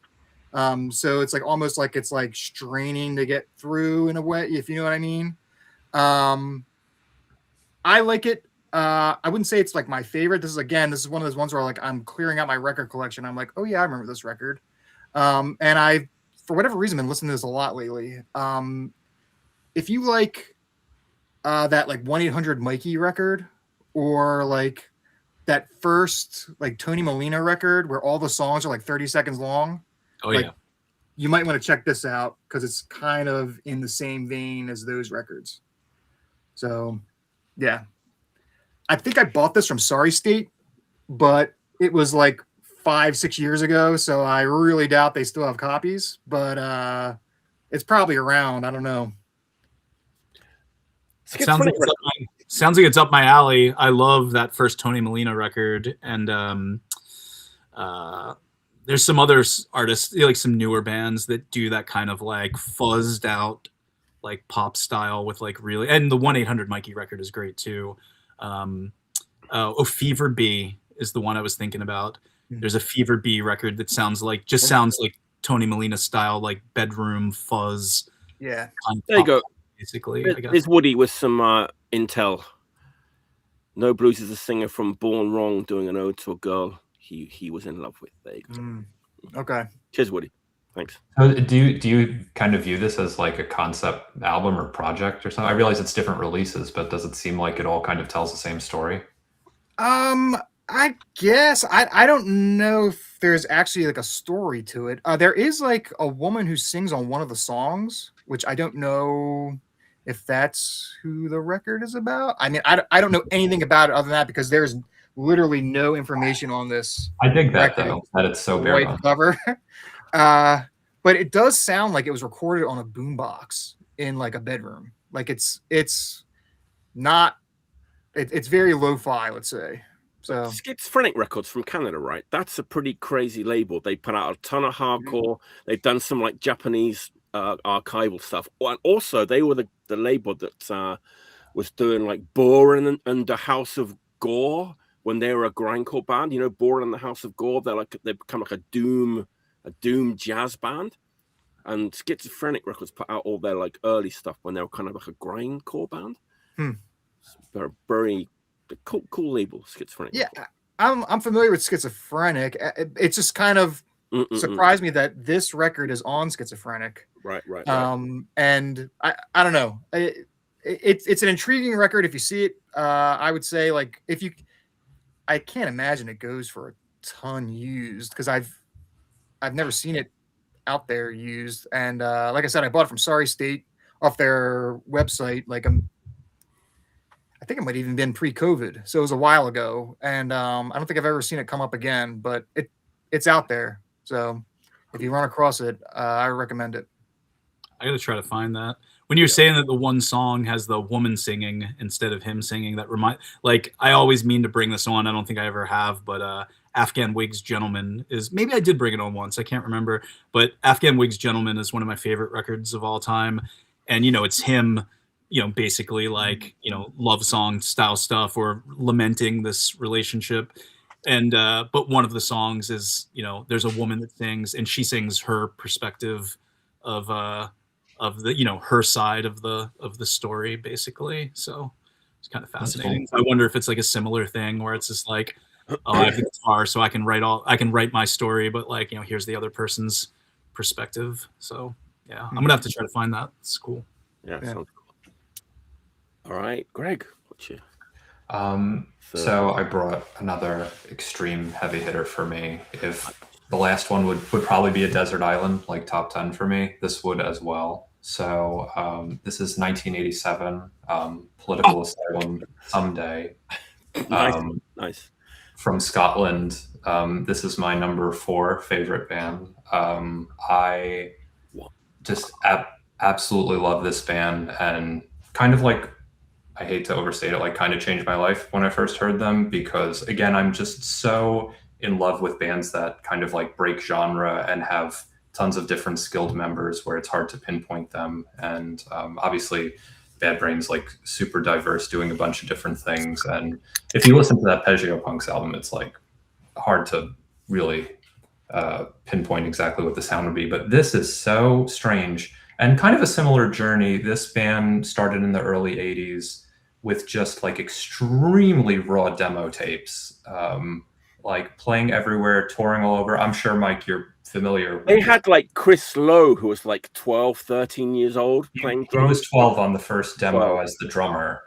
And then he went on to be in the Apostles right after that, and Part 1. And yeah, that was his one participation. Right. And so it's like, I don't even know how to really even explain the mix of sound here, but so they start out with like a lot of demo tapes, and there's maybe like 4 or 5, and it's mostly live material or like live in studio material before they release a 7-inch, which is really good, Winter. And then there's this from 1987, 12-inch. There's 7 tracks on here. And so it's kind of like a mix of 2 worlds. So the vocalist, Ramsey Kanan, he is very much like anarcho peace punk and sort of along the lines of like Omega Tribe, Subhumans, Chumbawamba, bands like that. And then you've got the guitarist Steve Brown, who is like the most like progressive rock, heavy metal influenced, like listening to like Rush, Saxon, Marillion, The Police. And I think that the 2 members kind of meet in the middle at like Husker Du. And this is the absolute pinnacle of this band. Before Steve Brown left to form his own heavy metal band, Seeing Red, and then a different Steve Duarte, joined and kind of carried the torch. But so something with this band is this band recorded and re-recorded the same songs dozens of times. Every single release has the same tracks over and over, different versions, which I love to obsess over the nuances of them. But this is the pinnacle version of every single track. Okay. and it's like folk punk with crazy like Rush inspired guitar solos. Every member's phenomenal. Another one where you could really get lost in every member's participation. And for anyone who's going to check this out, so the first track, Flight of Fancies, probably my personal favorite, but there's a track on this, and there's beautiful tracks with acoustic guitar, and like, but it's still really heavy. Yeah. For like, you know, I guess I'd call it anarcho-punk. It's in that vein. Yeah. This track, Down Amongst the Olive Groves, kind of an indescribable experience to listen to this song. Very, very unique. I don't even know how to explain it, but all of these songs to me are really classic. And if you listen to this band enough, you really only hear these songs and a handful of others over and over. But just one of my all-time favorites. So tell me, Mike, you know them. Wow. This is amazing because I saw them once. Like it must have been like 84, 85. So cool.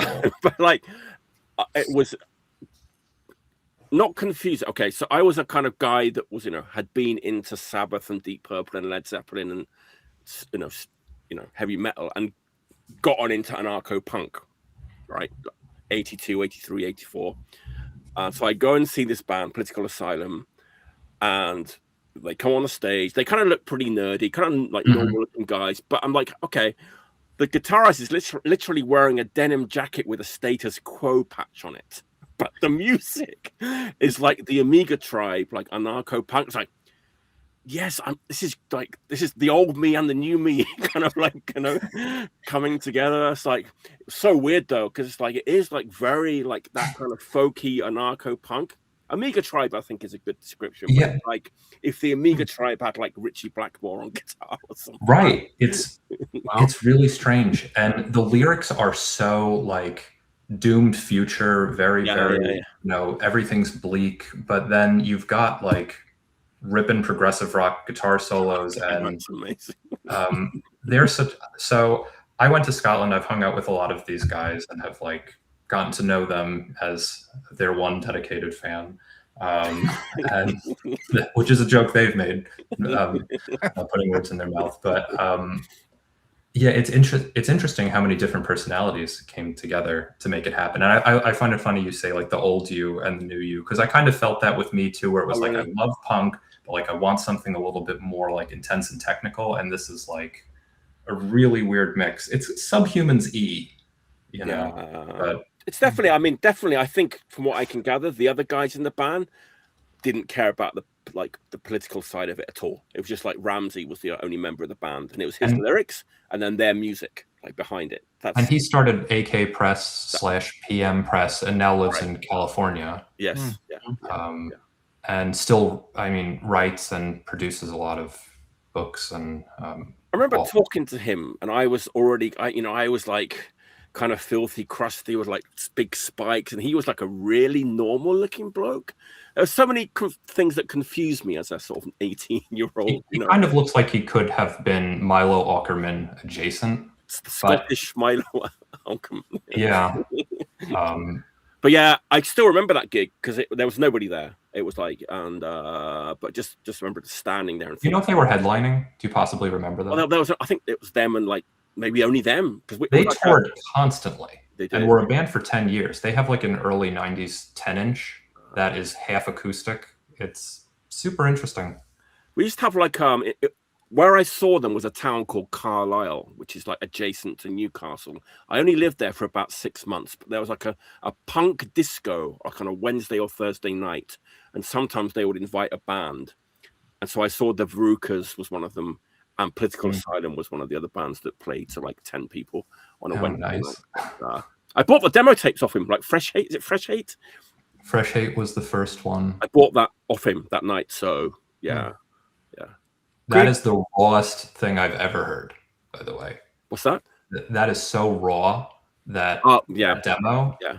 It's wild. They're all like 12 or something. You know, they're so young.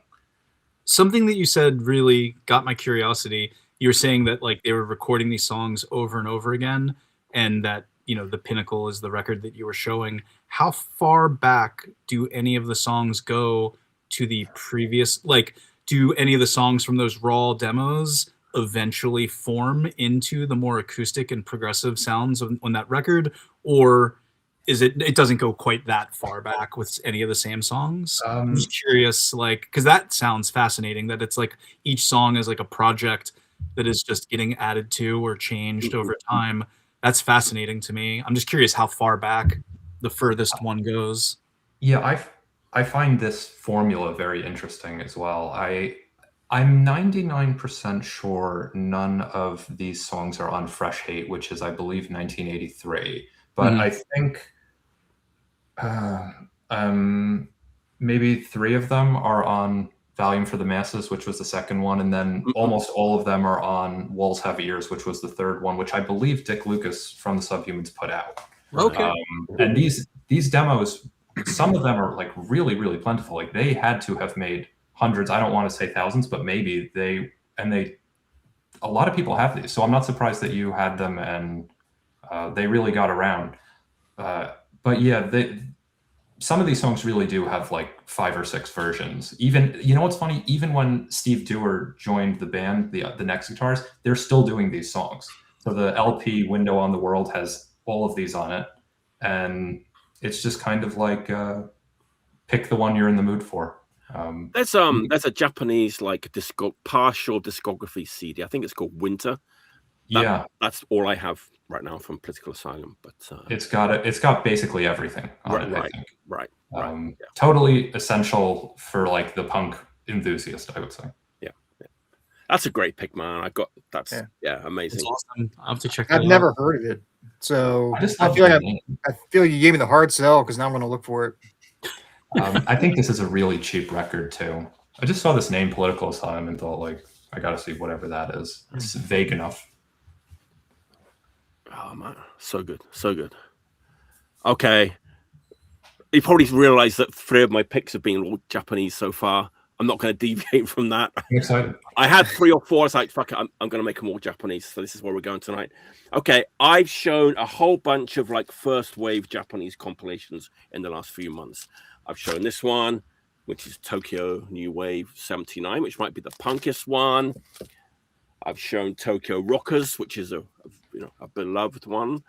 I've shown Godzilla's Special Dinner, which is probably the most well-known one, I want to say. It's so identifiable.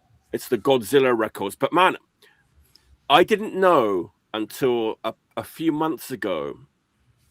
So this is like a kind of sampler of like Godzilla Records, probably the most important record label in the first wave of Japanese punk. They put out 6 7-inches. That's all. And then this is like kind of a sampler, but it's like selected tracks from the 7-inches, then a bunch of live stuff on the B side.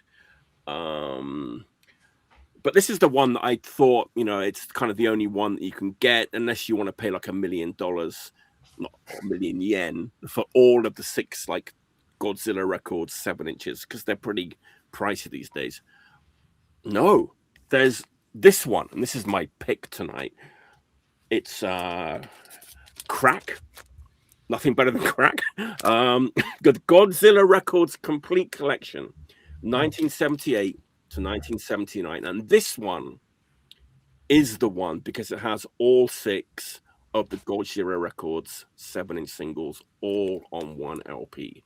So whilst this one is the sort of one that most people go to and is the most well-known one, in actual fact, this is the one that you should be looking for. And it's got the mirrors.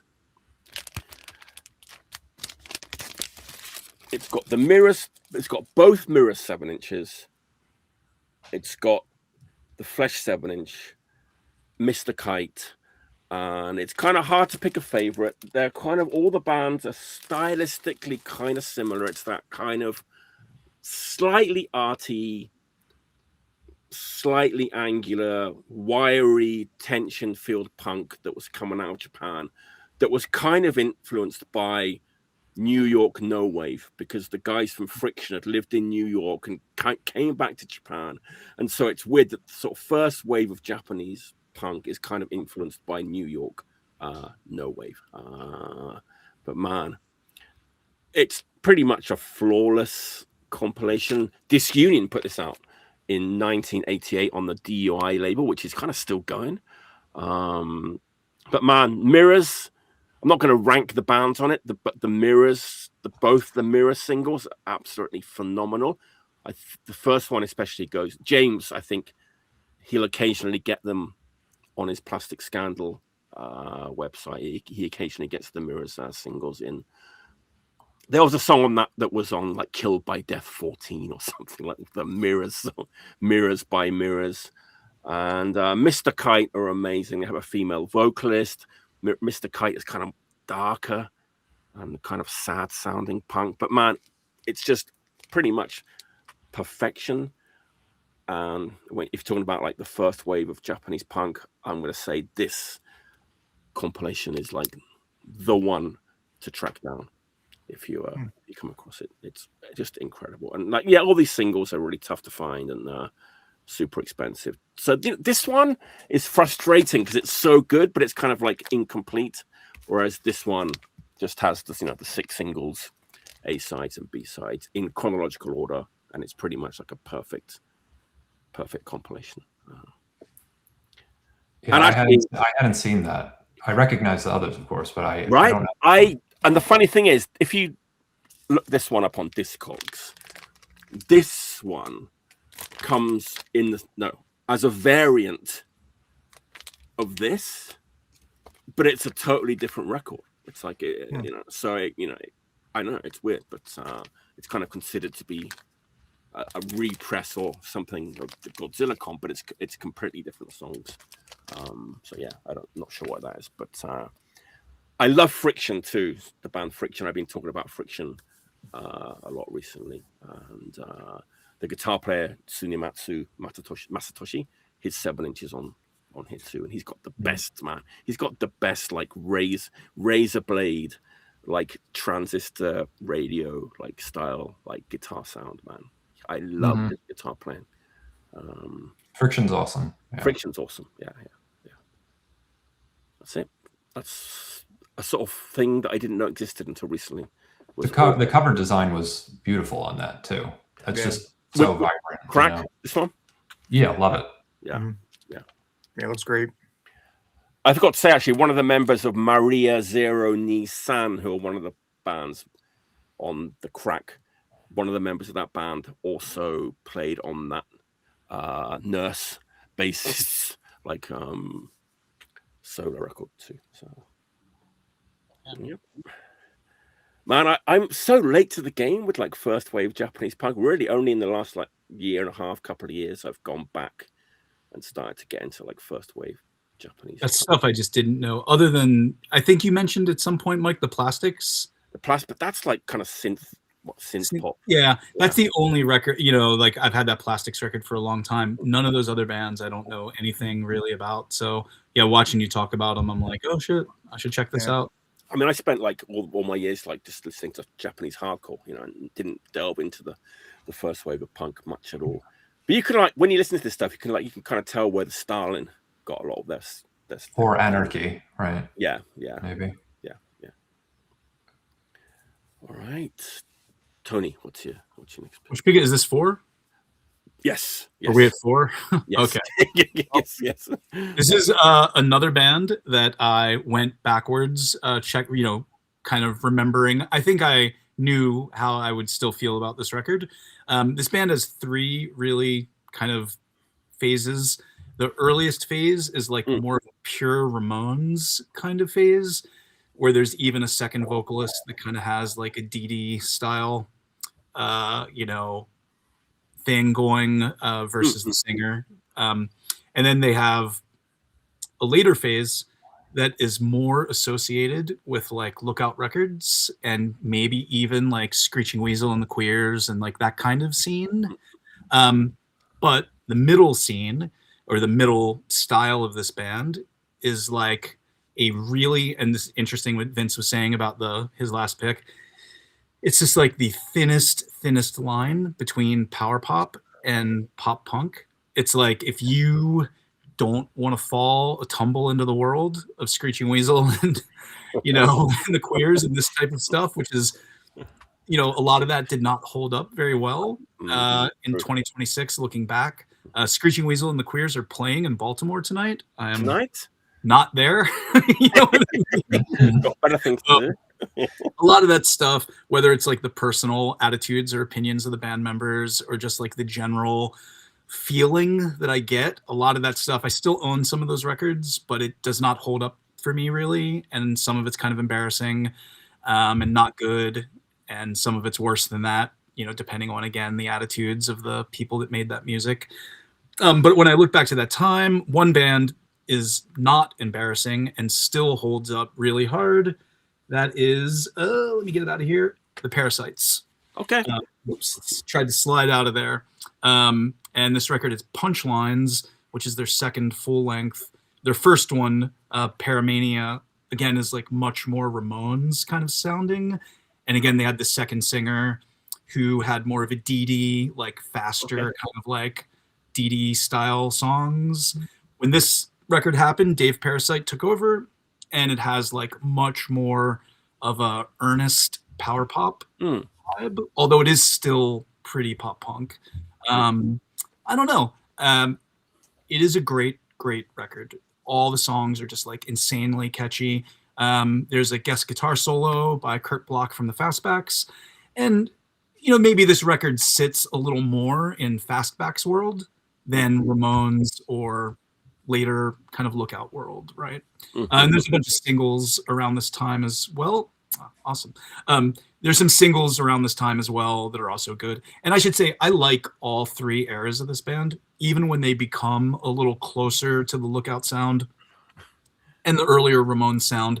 I like all of them. I just think this is like, if I was to look back and listen to one record from them, or recommend one record to people that kind of like wanted to walk that line between pop punk and power pop, this would be one, because it's just like really insanely well crafted, really well written songs.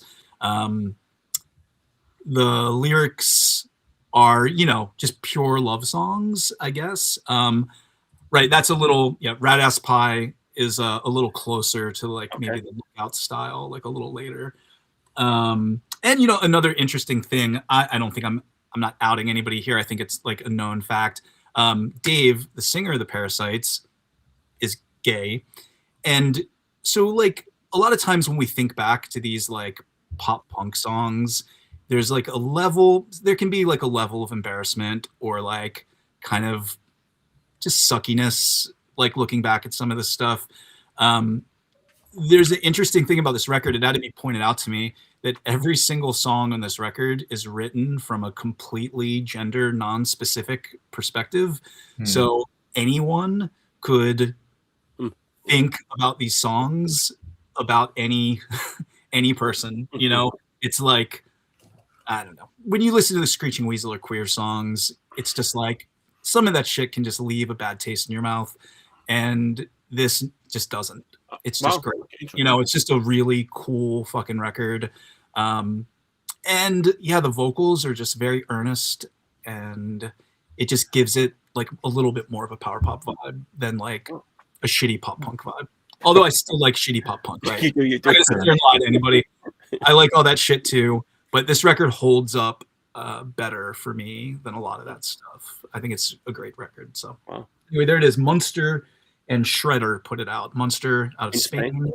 And Shredder Records that did a bunch of other stuff, you know. But I don't remember this record getting around a lot in the United States. You know, Shredder was in New Jersey or something. It says California. I thought they were a New Jersey label. But I don't remember this particular record being very available in the United States. But I don't know. I don't think it's very expensive either. So it's probably out there somewhere. In Japan, for sure. I'm sure it's hiding in maybe some 5 yen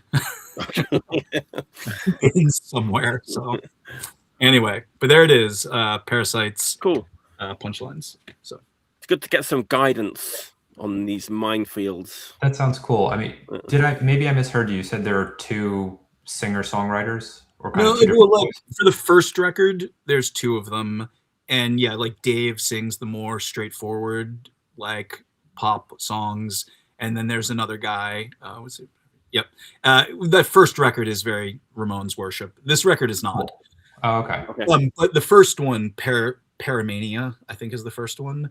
That one really is a Ramones worship record. It's like, yeah, somebody's doing the more Joey style songs, and then somebody's doing the DD faster punker kind of ones, and that record's really like that. But when that second guy left and Dave took over writing everything, this record just becomes much more like, it's not polished exactly, but it certainly leaves behind a Ramones worship thing and falls much more in the power pop world. So cool. All right. I don't know much about the Parasites. I've heard a couple songs here and there that I've liked. Aren't they one of those bands that has like 1,000,000 7-inches? 1,000,000 7-inches and 1,000,000 members. Dave is the one guy that's in every lineup, but there were times when like the Ergs were his backing band, and then there was like a bunch of guys from some other country were his backing band. And I will say this, one of my favorite things is when bands that exist in more of a melodic or pop sense, when you see them live and they play like impossibly fast. The Parasites are one of those bands where they would play these songs like triple time. It was outrageous, like almost in the sense of like when you see New Bomb Turks and you're like, oh shit, this is like borderline hardcore.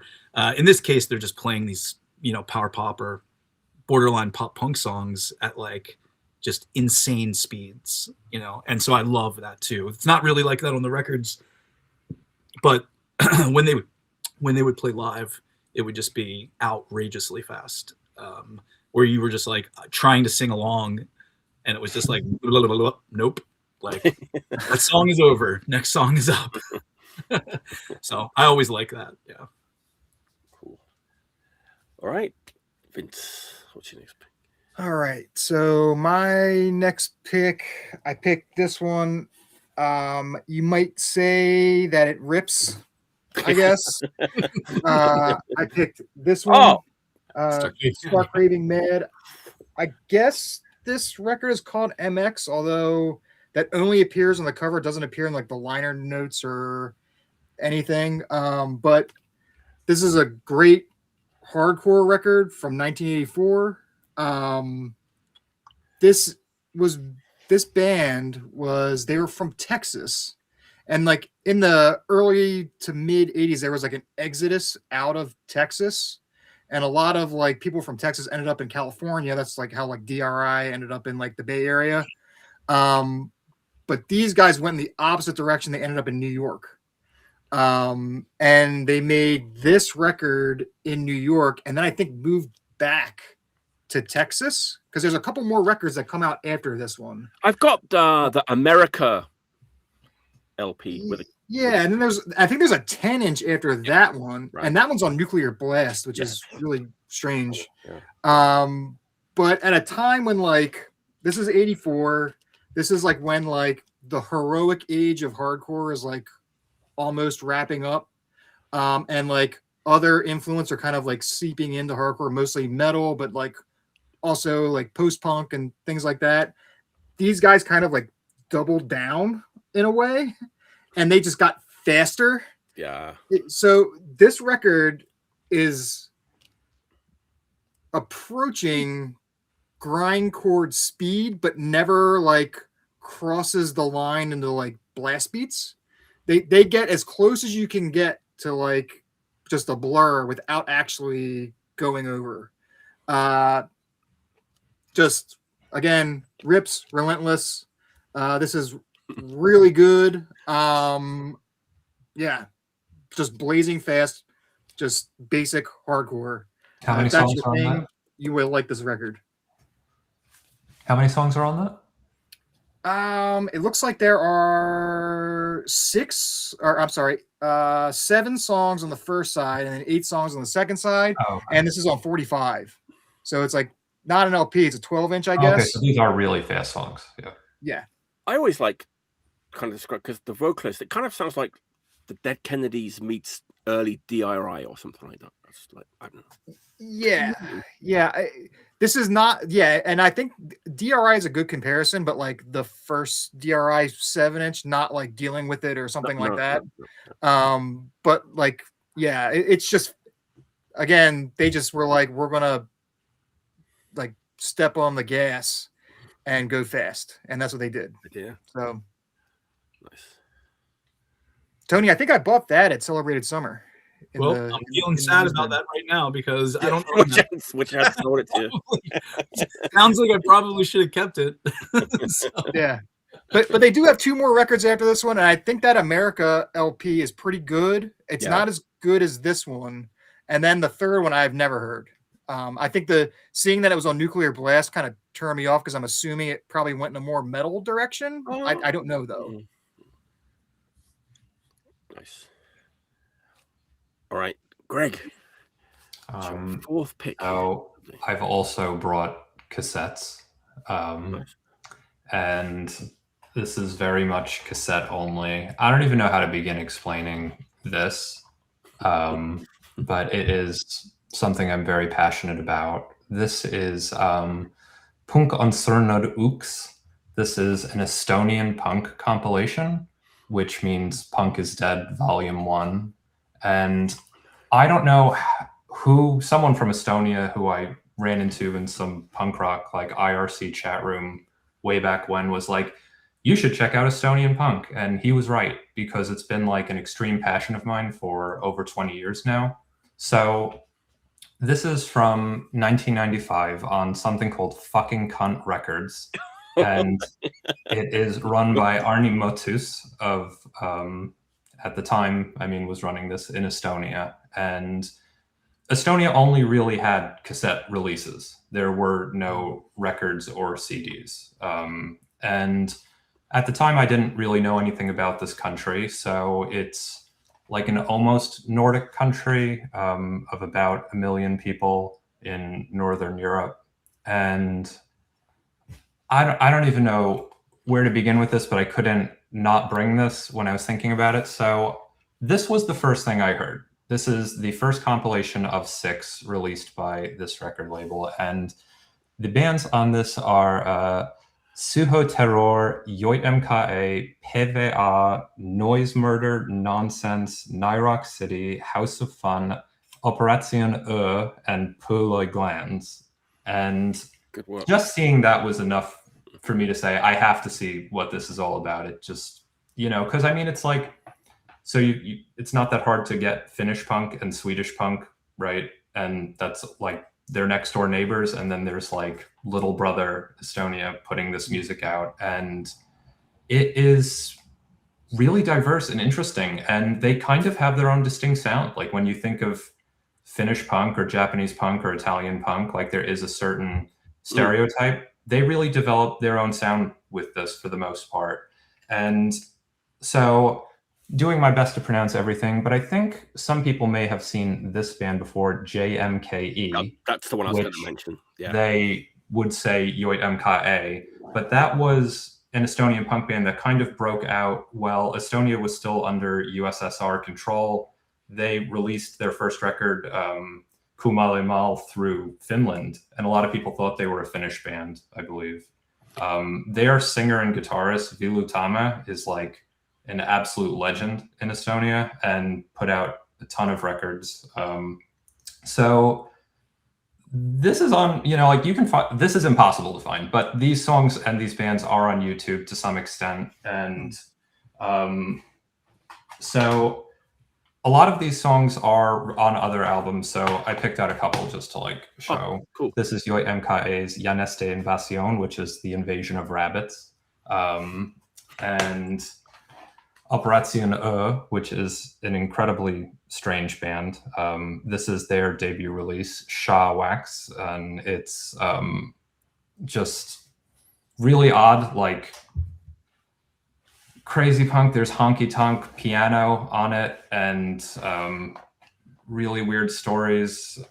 I don't know really what to say, but if anyone's even remotely curious about checking out Estonian punk, this is an interesting place to start. I mean, one of these bands is like a grind band, and another is like very GBH influenced. There's an all-female band, House of Fun, on here that has one song on this and one song on another compilation, nothing else.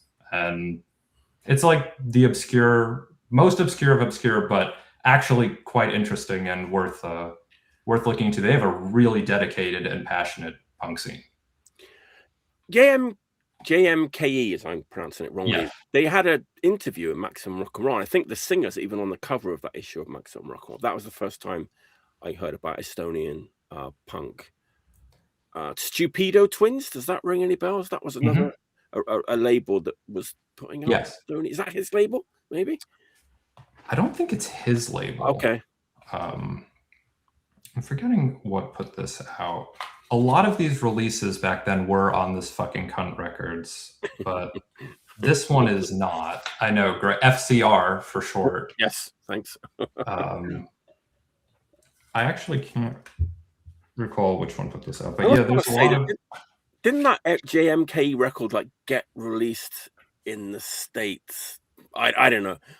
It's got him on the front right. He's like a good looking guy. I mean, probably with a big mohawk. Right, that's how he looked back then. But he's like still around. They're still releasing albums, and they release albums in one cassette. There's 100 copies. They sell them at the live show, and then that's it. It's never repressed. There's no other way to get it. It's like first come, first serve. There's 100 of them, and I don't know. It's just everyone I've spoken to there is really nice and excited to talk about the music. It's worth looking into for at least 10 minutes. Nice. All right. Can't talk about Japanese first wave punk without talking about Japanese proto punk. It's kind of slim pickings. There's a lot of kind of rock and roll. If you kind of look into this stuff, 2 or 3 bands kind of show up. You got Zuno Keisatsu, the Brain Police, who are more known for their sort of super radical political lyrics. Their first album got banned when it came out in Japan. Murahachibu, who are kind of also pretty wild band, a heavy rock band with sort of like left-leaning political lyrics, and the most fun band of all the 3, and my personal favorite, Ghetto. Anyone seen this record on their travels in Japan? Ghetto is a rock and roll band that their fan base was basically like motorcycle gangs and disenfranchised youth of Japan in like 1974. They were a punk band, but they're a rock and roll band in this like 70s rock and roll kind of a way. I mean, one of the guys was in that band, Too Much. I don't know if you've heard the Too Much album. The Too Much album is like Flower Traveling Band or Blues Creation. It's like one of those like super heavy psychedelic hard rock bands. He was in that band. Just fun, like kind of glammy, really high energy, really rawly recorded rock and roll, which I know was a big influence on a lot of like people of my age who became punks like later on when they grew up in Japan. This reminds you of something, right? This design. That Crude record, or that Gauze record. Well, also I was thinking like the Kuro, like fire. Oh, yeah. I'm willing to bet a little bit of money that Kuro were influenced by this. Obviously I can't prove it, but it's paying tribute. Yes, and also it's like it's cardboard. It just looks so similar that it cannot be a coincidence. But I've seen like the famous song. You might have even heard it. If you've been in Japan. It's an amazing song. It's the first song on this album. It goes ghetto. You've heard that song, right? In Japan, it's like I've seen at least 2 bands cover that song. The Genbako on Annie's, I've seen them cover it a couple of times, and I've seen the Trash like cover it. Actually, the last time I saw Trash, they covered that song. It's just a punk song, but they're a rock and roll band. But their audience is just like I said, motorcycle gangs. And I'm not sure if this record is live or it's like engineered to sound like it was live, because it says it's produced by Mickey Curtis. Mickey Curtis, he is a Japanese guy, but Mickey Curtis is a fascinating character. He was like a kind of a rockabilly guy, and then he was in a progressive rock band called Samurai, and the basis of Samurai was Tetsu Yamauchi, who was the Japanese guy that was in Free. The late period lineup of Free, the UK blues rock band. They had a band together, but Ghetto, man. And it's like, there's like audience, like shouting and screaming sounds between some of the songs, but it kind of sounds like it was recorded in the studio. I can't tell. And then like the last song is like a kind of psychedelic acoustic ballad. Then you hear like these motorcycles like revving up and then like going off into the distance, and it's too perfect to have been like real. It must have been engineered in the studio. What's on the back of it? I'm curious. Nothing. Oh. Worth showing. Absolutely nothing. But it came out on Showboat Records in Japan. One of those records that like punks of like, my age and older, they love this band, and can definitely be considered like Japanese proto-punk. It's kind of the Japanese equivalent of like pub rock or something. But I'll ask you about that later. Okay. That's very interesting. Yeah. Okay. Ghetto, 1971. Oh, by the way, Ghetto means like heresy. Or just to tie in with the sort of Manichaeist theme that we had going on. All right, Tony, what's your last pick? Nice. Yeah, I try to keep a little variety this time, and one of the things is all the times that I'm on, when I watch other people, I watch the show when I'm not a guest on it, and other people will pull these kinds of hardcore records that I tend not to pull. And then I'll be in the comments like bah, bah, bah, bah, like typing or whatever. So I picked it's a record is a favorite of mine, but we are definitely in the world of idiotic third tier straight edge.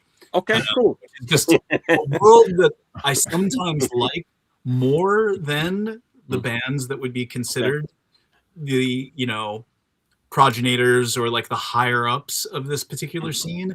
I guess I could have picked another record too, but whatever. I got to see this band one time, and they were pretty wild.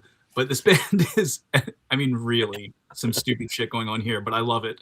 This band is A Chorus of Disapproval. Oh, okay. I remember them. Wings of Strength. I love this record. I love the artwork, this photograph on the front, this blown out, black and white negative photo of them hanging out with the youth. Like real youth here at the bottom. And then on the flip side, we have a very typical straight edge layout here. Some flanking X's. It's definitely some like Judge worship, but it's faster. There's almost like, some of it's really fast, which probably is what made me feel an affinity towards it, because I tend to gravitate a little further away from like the tough punching style of hardcore, and I always like things when they're a little faster. There's definitely some knuckle dragging all through this record, but a lot of the songs are pretty fast. And I think it's not on this record, but the guy that played in one of the Infest lineups, and maybe even Low Threat Profile, R.D. Davies. Do you know what I'm talking about, Vince? You know the guy? He plays in another lineup of Chorus, and then was in Infest at some point too. So there was some kind of vague connection there. But what label is it on? Oh, Nemesis put this out. Nemesis, okay. And I think some of these people were in. Jay, that is my rainbow of You're sort of covering. You were covering your tracks with this pick, weren't you? Yeah, that is the rainbow of my personality. Is just like the most stupid drug music to the most also stupid straight edge music. It's like one hemisphere of my brain to the next. That's all it is. So, but yeah, this record is just idiotic but very enjoyable. You need those. That's hilarious, because I have one that's, I don't know if it's similar to that, but I found it as a demo. I'm gonna show this one at some point. I'm gonna show it now, just because I don't think it deserves its own slot. It's like Unit Pride. Yeah, man, I love Unit Pride. Yeah, of know. course. Yeah. Yeah, I love it. You know, here we go. Yeah. I haven't even listened to this yet. It was 500 yen. I couldn't resist it. 2002 Mankind Records from California. Yeah. That's it. I really like, even in the world of straight edge, and I should have probably picked this record instead of Chorus, but whatever. I enjoy ramshackle sounding hardcore. Of course, right? I like the Bad Brains we were talking about at the top. Like, they're ultra tight. They're like super professional musicians. Of course, I love that type of hardcore too. But something in my heart gravitates towards this ramshackle. Any second, everything could completely fall off of the rails. These people learned just enough chords to passably be in a band, but not enough to go any further than they were. I mean, I might have even said it on here before, but I like the earlier Angry Samoans more than I like Back from Samoa. It's just like shittier and like there's a charm to that, It has a charm, that I love. And so these bands like Chorus and Upfront, which is the other band that I really like, another ridiculous straight edge band that just any second it could completely fall apart. Like, I would have paid any amount of money to be in the studio to watch them attempting to play as fast as they were and fit the words in, failing. I like how you're like so familiar with the band that you just refer to them as Chorus. That's from way back. I think even when that record first came out, like the first time I got that record, I was like, I am not going to say a chorus of disapproval. Or, if you wanted to, you could say X chorus X or just chorus. Visual. It's like multiple members from Visual Discrimination. Okay. Nemesis Records, right? Yeah, for sure. And the to singer, go back to our earlier conversation too, like, I just love bands that make kids like freak out at shows and go crazy, and nothing makes the kids go crazy like Third Tier Straight Edge. Like, some of the craziest shows I've ever been to have been like a Third Tier Straight Edge show, and kids are going bananas. Yeah, sometime in like I used to go to some shows at a place called Chamber of Sound in Washington, D.C., and a lot of like just typical 90s hardcore bands, straight edge or not, played there. We would see like 108 and Shelter, but also Earth Crisis and Integrity played there, many times, Unbroken, that kind of stuff. I think the story was Chorus of Disapproval did a European tour, and they were flying home from the European tour and landed in DC and played one East Coast show. And maybe that was the show that I saw, was that one. So, but it was cool. It was cool to see them. I always love this record. Again, Judge, Youth of Today, these big names. They're cool. I like them. I own the records. But who my favorite is? I don't know if they're third tier, maybe fourth or second. I don't know. And I got a lot of like pushback when I talked about. I think I might have even talked about them on this show. People were just like, "No, dude, you can't talk about that band. They're sketchy." Blah blah blah. Oh, okay. Chain of Strength. Oh, Chain of Strength. Yeah. Oh, yeah. I mean, I think. I mean, without going too far into it, first, I don't think Chain of Strength is sketchy. I don't think they were sketchy. I don't think there's any sketch. I think the sketchiness was that people got really mad at them because they would sell their T-shirts through the mail, and they were a real T-shirt band, right? People wanted to own those shirts, and then they would take the money, and I think a lot of people never got their shirts, so there was kind of a stain on them for that, and then also there was a stain that they were a purposefully put together band that like maybe they didn't, they were like, they studied other straight edge records and just said, I have to have this kind of guitar. Our record has to look like this. Every song has to be constructed like this. And I saw them play a reunion show. And when they played that reunion show, they were like, they would jump on stage and it would be the exact jump from the lyric sheet of their original 7-inch. So that type of, and you look at it and you just go, that's planned. Like, he did that because he knows I have the record. I have the record. He knows I have the record, and he did that jump because of that. And I was like, this is like a crazy set that's like basically perfect. And I remember watching them and going, Well, you know, the only thing that's missing here is he isn't playing the clear guitar like that he has in the insert or whatever. I'm like the Greg Ginn style, you know, clear guitar. And as soon as I thought that in my head, they like reverently pulled out a guitar case, opened it up, and played that guitar for the final song. I was like, you motherfucker. Dedicated to Tony Pence.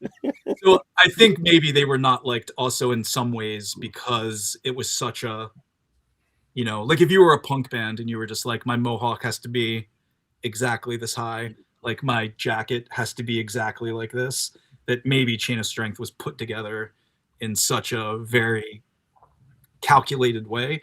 But then it works, right? Good tunes. Yeah, and right next to the Automod poster is a Chain of Strength poster. So. Cool. You're a man of taste. I know that. Great diversity. All right, Vince, follow that. Follow a chorus of disapproval. A chorus. I brought the fucking brains down. I brought it down so far. You can only go up from here, Vince. Well, I actually don't have a lot to say about this next record other than this. I live in Baltimore, Maryland. Right now, this is the shittiest time of the year for weather. And this record just makes me forget about it and like makes me think of like summertime, I guess. And it is this one. Oh, so, you beauty. This is like the catchiest record of all time. Oh my god. Maybe I don't know. Like this is Perfect Days Bubblegum. If you don't know this record, this is X Stupids. It's Wolfie, isn't it? Wolfie Retard from Stupids band. I think. Yes, it sure is. He plays bass. So after the Stupids wrapped, like there was like a whole series of like, oh, there you go. We'll hold it up for the picture, even though it wasn't my pick. Boom. Yeah. Wow. So you know they did like Bad Dress Sense, and then there was like. There was the UK Sync, right? And then there was like Shudder to Sync, which was like Shudder to Think and Sync, like doing a record together. And there was like Yardman, right? Like there's like all these like there's like a series of like X Stupids bands, but this one is crazy good. Like I said, maybe the catchiest record ever made. Like it's wild, but it's kind of does that have the song Regular Jailbreak on it, or is that not on that?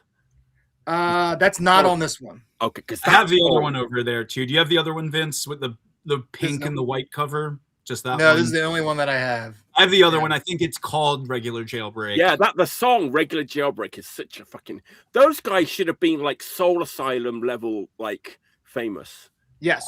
I You know, it's weird because like I think it's called this record is the name of the LP is Bubblegum, but it's kind of a misnomer because like it's super catchy, but it is still punk. Yeah. Like they never like actually turn into like pop music. It still has like that edge to it. Yeah. I mean, I don't know how they did it, but they did it. They like figured it out. Like this is not a pop punk record either. No. I don't even know like where this fits in to like the spectrum of like genres, but like it's great. And they were from Ipswich. They were all like mates with Extreme Noise Terror and stuff. You know, it's just this amazing. World. Mike is probably sick of me talking about it. Carry on. The Venn diagram of where the Stupids and Heresy and Ripcord and ENT and that world touches Mega City 4, Drive, Perfect Days, like wherever that circle is, you know, basically the middle of that circle is Jail Cell Recipes, I guess. Yeah. But like, you know, the way those two scenes touch each other is like my favorite thing in the world. But you know what? Like the pop like melodies and stuff, man, of like Perfect Day. You want to say that like Wolfie was bringing that into the Stupids. Even the early Stupid stuff has these amazing melodies, right? These guys absolutely knew what they were doing, and they knew how to write amazing songs, whether it's like more poppy like Perfect Days or hardcore like the Stupids. Just incredible. This is an incredible record. I mean, it's just, I don't know, perfect. Just It like is. yeah. I didn't expect that one to be shown, and I'm just super happy that's Love Junk. Love Junk was another one too. Oh, Love Junk is the other Oh. one. Yeah, I don't have it on vinyl, but there's a CD. Yeah, there's a CD of that Love Junk stuff. Okay. I think. I don't think I have a record of it, but yeah. And it's all Wolfie, right? It's him through. Is it really? I think it is. Maybe even in Love Junk. Yeah. Okay. And then he becomes a DJ, right? Like a famous. I think that was Tommy Stupid. Is that the other one? Mm-hmm. Okay. Tommy Stupid. Okay. Yeah. Or Clute, as his DJ name. All right. That was an exciting round. Greg, what's your last pick? Last pick of the show. Well, if I'm going in alphabetical order, it's got to be something that starts with Z. So to wrap up the whole show. So wow, this is another Estonian punk release. And I think with the last one showing a compilation, there's really not a whole lot to say because you're not really focused on any band. So I wanted to pick an actual album from one band to talk about. And this is Ziramuli from Estonia, 1998. And this album's called 192 Kilograms, which I wrote out to the singer of this band, Mary-Lise, who this is an all-female band, was very nice, and we've spoken for years, and she's told me a lot of things about it. The album title is The Weight of the Four Members Combined, which I think is just a really funny... What do you think the weight... Are we like 800? What's the combined weight of four of us? No, that 192 is their total weight. Yes. Yeah. I was just wondering what the total weight of the four of us would. Tell you what, not the four of us. Yeah, not no, that would be slightly larger. So these girls met in kindergarten, and when they were 14, started this band. And so this name Ziramuli is nothing. Their Russian teacher, when they were in middle school or so, I think, whenever the class would be crazy, she called it Ziramuli. It was like a word she made up to just explain like chaos. So they took that, and I just like all these little tidbits of this. It's so late 90s. The interior is very late 90s, showing all of the members. I just love this. It's like very, very cool, simple look, very much of the era. So this band is fucking crazy. And it's kind of like if Japan's The Comes came way later and are like slower and more technical. But the singer is howling, screaming. It's probably my favorite female vocalist ever. And it's a huge statement, but I really mean that. And if you listen to this, it's crazy. So they're very much influenced by the Estonian punk that came slightly before them, but she also told me she loves Nirvana, Hole, L7, things of that nature. So kind of a mixture of that. Some of the songs are just them looking up words in the English dictionary and picking them at random. So my favorite song on this is called Misapplication. And the chorus of this song is literally passionate, homicidally cool, pretense, preservation. That's it. Passionate, homicidally cool, pretense, preservation, repeated over and over, just random words picked out. A mix of English and Estonian lyrics, and they're really funny, really bizarre. One song is called Dream, and it's just everything she sees in a dream. So big numbers, and she's boiling water, and she is the bass that's behind the drum set, things of that nature. But it's really loud and aggressive, and I have to say it's relentless. So it is, though. And but slow. Most songs are pretty slow and groovy. I assume this is on YouTube. And I would check out the song Misapplication or Crossword. Again, I know I've said this a few times, but kind of this is super unique, very hard to explain, definitely worth listening to a song or two to see if you dig it. Another little lost gem, but feel very happy to talk about it because this is something I've loved forever, and I've never heard myself say any of this out loud. Certainly not the band name. Yeah.